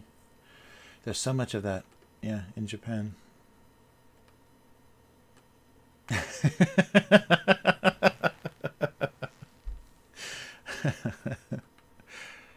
Wow. Oh, sorry, it just froze. We're not even getting the next. Oh, it's recommending. I'm recommending on my channel. I'm recommending myself to me. That's weird. Very weird. Wow. Yeah, they do a lot of. We're just gonna watch roller coaster videos. Yeah, I think they like showing off their technology though, because I think they're really proud of the kind of design stuff that they do. It's funny though because you notice a lot in Japan. It's built for Japanese scale, even though like younger people are getting taller and taller in Japan. A lot of times it's built for Japanese scale, so I can imagine some like big Americans or maybe heavy, like obese Americans would have trouble fitting on Japanese roller coasters if they, make them Japanese size. Yeah, so I wonder how that works because I haven't.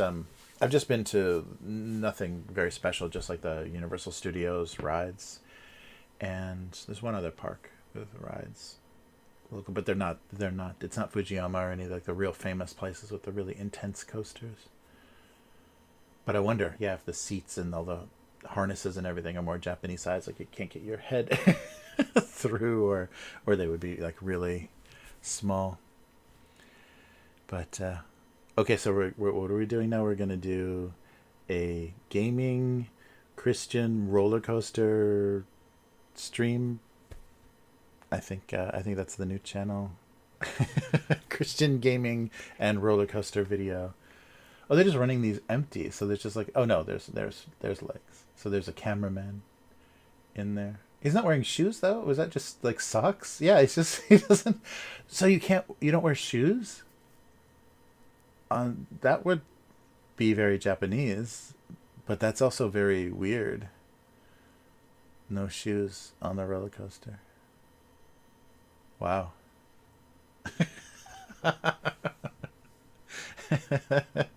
Yeah, I gotta work on my preacher name.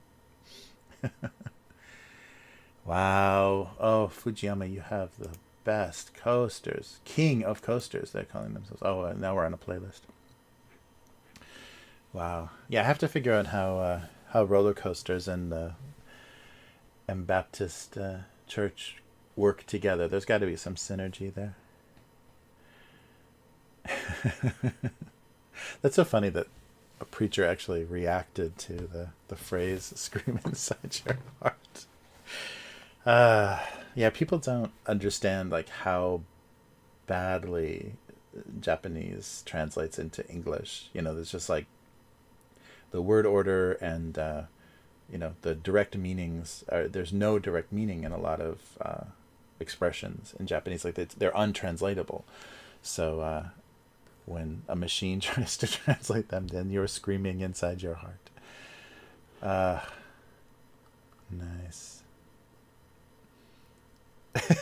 Let's play No Shoes Roller Coaster channel.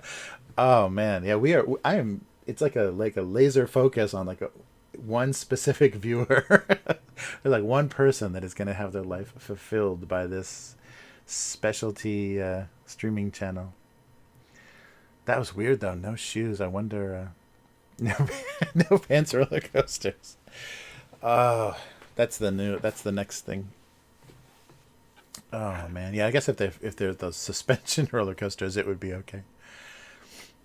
Oh man. Well, I gotta get on this Russian site that's gonna give me all kinds of followers, primes, and viewers, so I can become famous on bigfollows.com. I can't wait for that to happen. Uh, because if I buy followers, it's I'm doing it for God. I'm not doing it for my own fame. It's actually to support the Church of the Shoeless Coaster.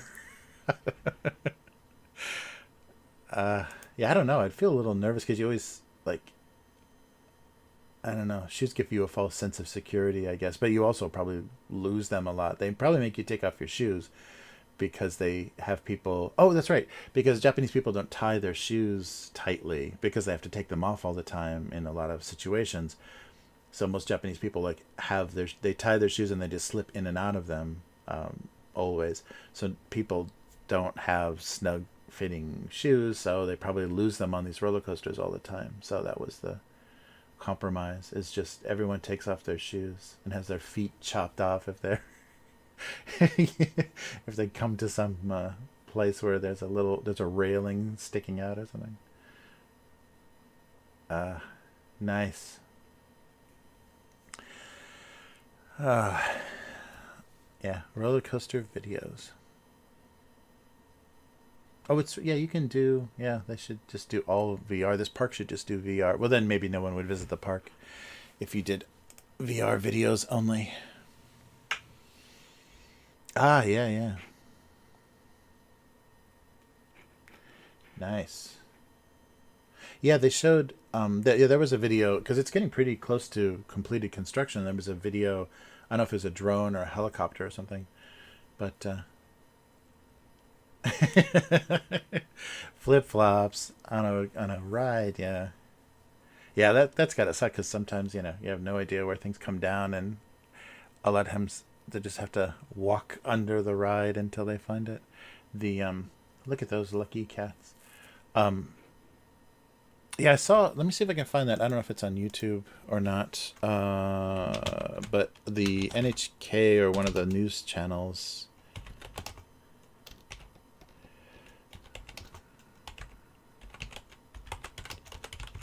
just put a couple of crazy words in there. Uh,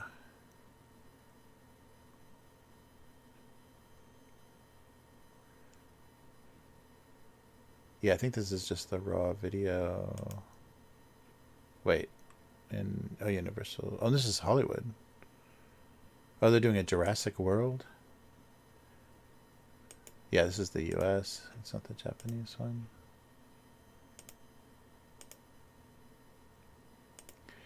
And this is Theme Park Shark. Yeah, I don't know why I bother searching YouTube. It's all just people re-uploading stuff.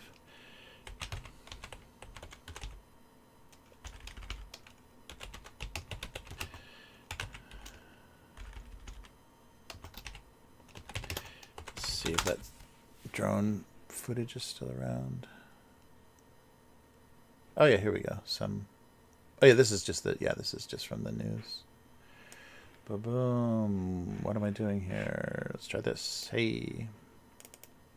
Yeah, so they just posted this on the news, the construction. But yeah, you can see look at the little Mario trees and the little blocks. Yeah, so the construction's getting pretty far, and you can see it over this big wall, but you can kind of see stuff over there. Oh, that's a giant Yoshi. There's no human scale. Oh, that was it.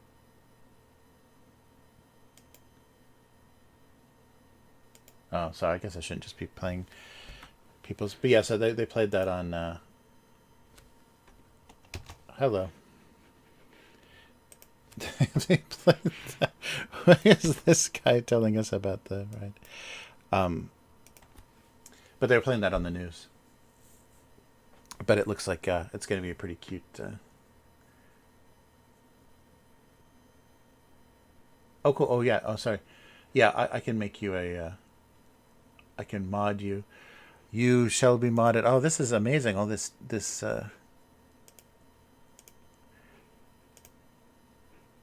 All this modding that. Yes. Okay. Wait. Uh, uh, uh, uh, oh, there we go. You have been modded, so you are now a member of the congregation. Did that work? Is that yeah? Oh, I don't see the rent. What the hell? Yeah, it says it says you are. I just don't see the rent. Oh, you haven't. Yeah, so you should be able to post now. It says that you have been knighted.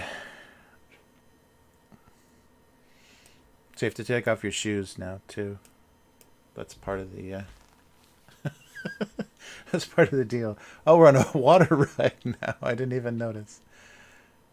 I should be careful though because yeah, Japanese companies are really bad about striking, about doing the digital rights or copyright strikes for their content. So maybe Fujiyama will get all over me.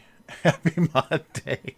Yeah, everybody gets 15 minutes of mod. This is a stream. This is the the mod day. Happy mod day. Nice. Oh, I see your blue wrench. Yeah, I should be careful though. That's very true about maybe just make it smaller. But yeah, they are real. Nintendo and a couple of other Japanese, maybe Capcom, they were just spamming the copyright strikes on like new games and stuff. They were like notoriously just crazy on that deal. So I shouldn't be too. Oh, there we go. Nice. Okay, we'll switch over. Okay, we'll risk a full screen on this.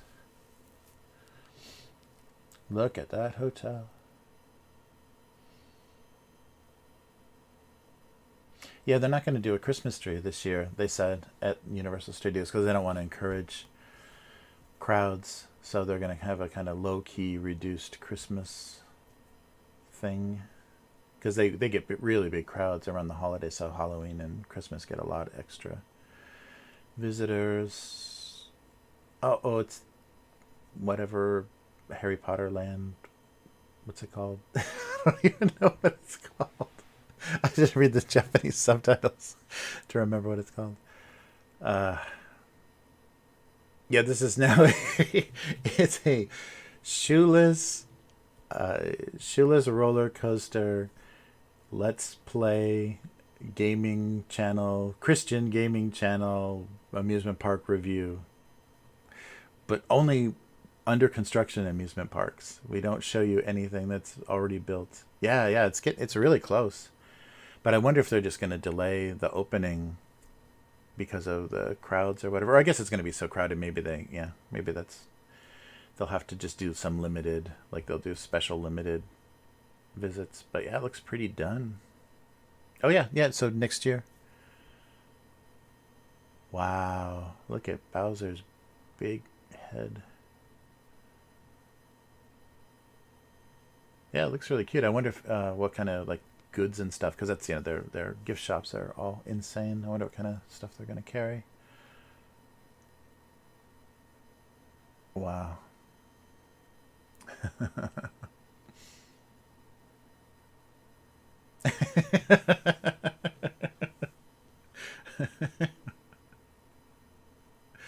K5 has total control. It's now a Nintendo Land only stream. We can only have to change the logo to Nintendo only.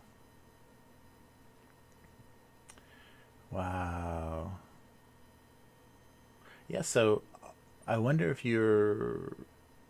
Is that just all superficial, or are you just like walking below that all the time? Yeah, I wonder what they're gonna do.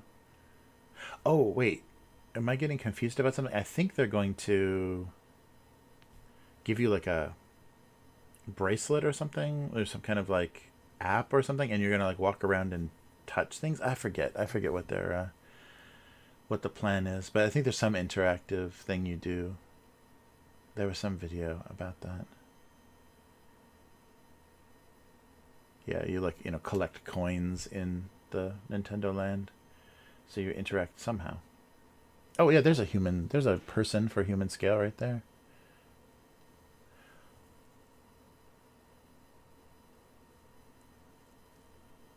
Wow, that's funny.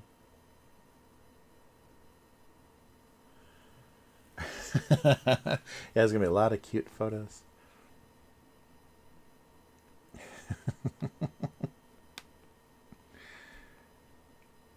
Wow, at night.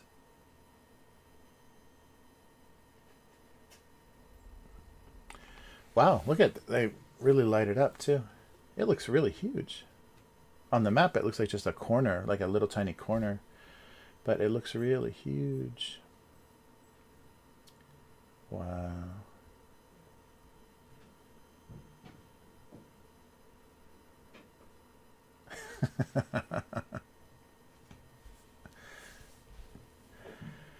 Crazy. Yeah, thanks for finding that video. K5, that's pretty cool.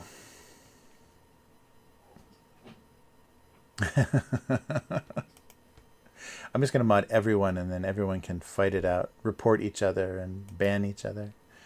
The last unbanned standing wins. All right. Okay, let's not go too many deep. Oh, wait, it's this one. Wait, this monitor. Yeah, that's not going to go too many deep. I think Nintendo is pretty aggressive. Nice. Well, thanks, K5, for finding that. That's really cool. Mod battles. I will randomly mod 2 viewers on stream. And let's see who can do the most damage first. Yeah, no, really, yeah, everybody is. Yeah, and just let me know if you want to post links or whatever. That's very cool. Then the political debates will become much more vicious.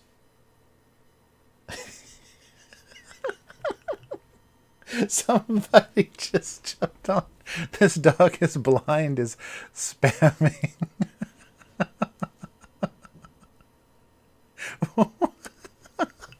Somebody is testing K5's mod skills.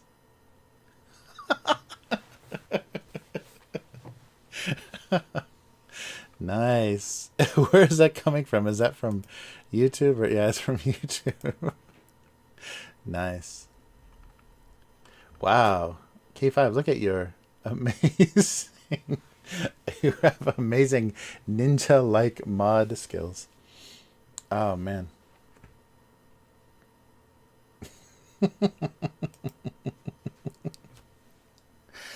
Nice. They were just waiting to test you.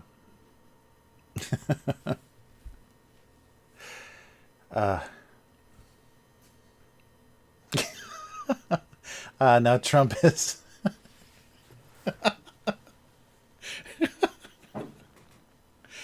Oh, man. They were just waiting.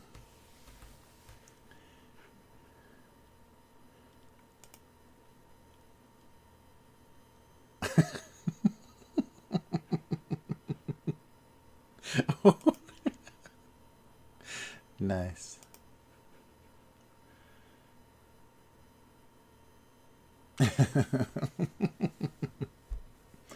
I know, I'm gonna get banned here myself. Nice. Oh, it got through. Oh, that's funny. So they don't, yeah, wow. That's interesting. There's filters on all the profanity, but no,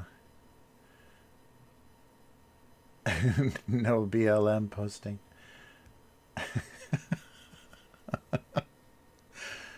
Oh, man. We might have to call this stream done before K5's mouse arm gets strained. Nice. All right.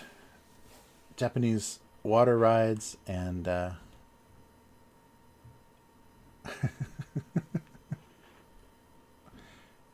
well,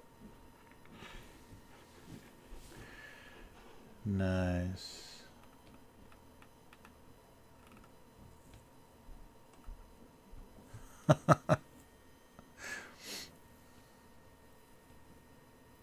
Yeah, you did it. What was the? Yeah, one of your. I guess it was just in that whole spree. Where are you? Yomi, I saw your comment. Oh yeah, it just got held completely. Replace what? Hide user. Yeah, it doesn't. It doesn't even let me do anything with that. Yeah, it's just totally. You're gonna say the whole word. Oh man, that's really weird.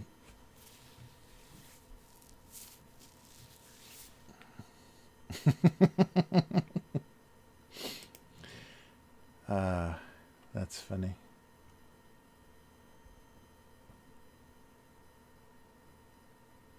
Oh yeah, yeah, yeah.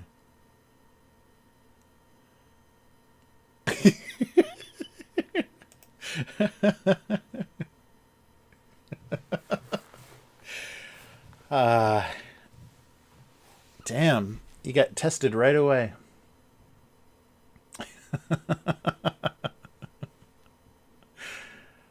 Uh,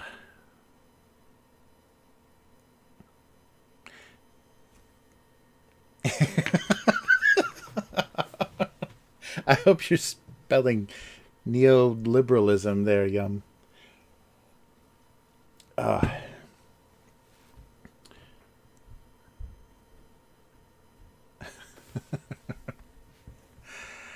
oh man. Oh, we're watching some Japanese boy band ride roller coasters. I guess we won't do that. Ah, nice. Well, it's nice we got Trump to spam us on the live stream. He's gonna have a lot more time to do that, I guess. So expect regular visits. Oh man.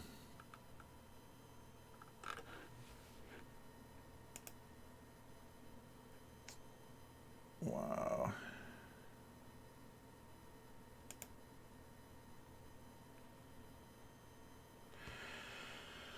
Nice. Well, oh yeah, we are at 6, so I better wrap it up. I gotta see what's happening dinner wise. I think I just heard somebody get home, so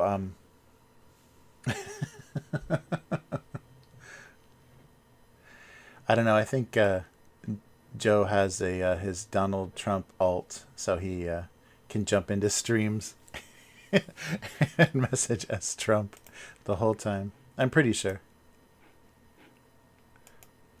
I'm suspicious how anti. No, I didn't kick anybody. I think they just came and went. Yeah, they because it went up. The views went up a couple, and then we got attacked by Trump messages, and then they just disappeared. Yeah, yeah, it was very strange. It just came out of nowhere.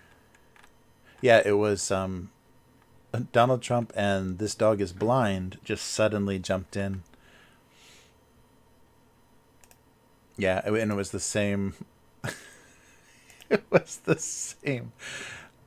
Yeah, same message, just again and again and again. Oh, I think it was the same person with two alts. Yeah, because they were spamming the same message. It was Joe. It was totally Joe. Uh, that's funny. Yeah, you got to get all those alt accounts ready to come in on whatever side. All right. Yeah, so everybody, take care, and thanks again for a really fun stream. I'm glad we get to see some Nintendo Land, and at night it looks pretty amazing. So I'll let you know what I hear about the opening of that and how hard it's going to be to get into. it should be fun to I'll at least try to find some. There'll be Japanese like news sources promoting it and stuff, so I'll look for video for that so you can see like people going through it and stuff on the first day. But that's very cool.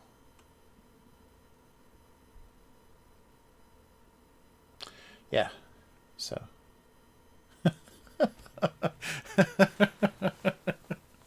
Everyone have a good night. Yeah. So, good night, everybody. And so abusecartoons.com is the website, and on Twitter, abusecartoons. The archive that we look at for comments is gocomics.com/domestic abuse. If you want to support the cartoon, Abuse Cartoons on Patreon. So patreon.com/abuse cartoons. And it might get ugly. Yeah. And thank you, K5, for your excellent mod skills at the end there. That got pretty spammy. So take care, everyone, and I'll be back next week, hopefully Tuesday. I don't know if you have a preference. Both Tuesday and Thursday are possible. So I'll see how it goes. I'll try to be back Tuesday, and I'll see everybody then. So take care and keep screaming. Take off your shoes and scream inside your heart. All right. Until next time. Goodbye.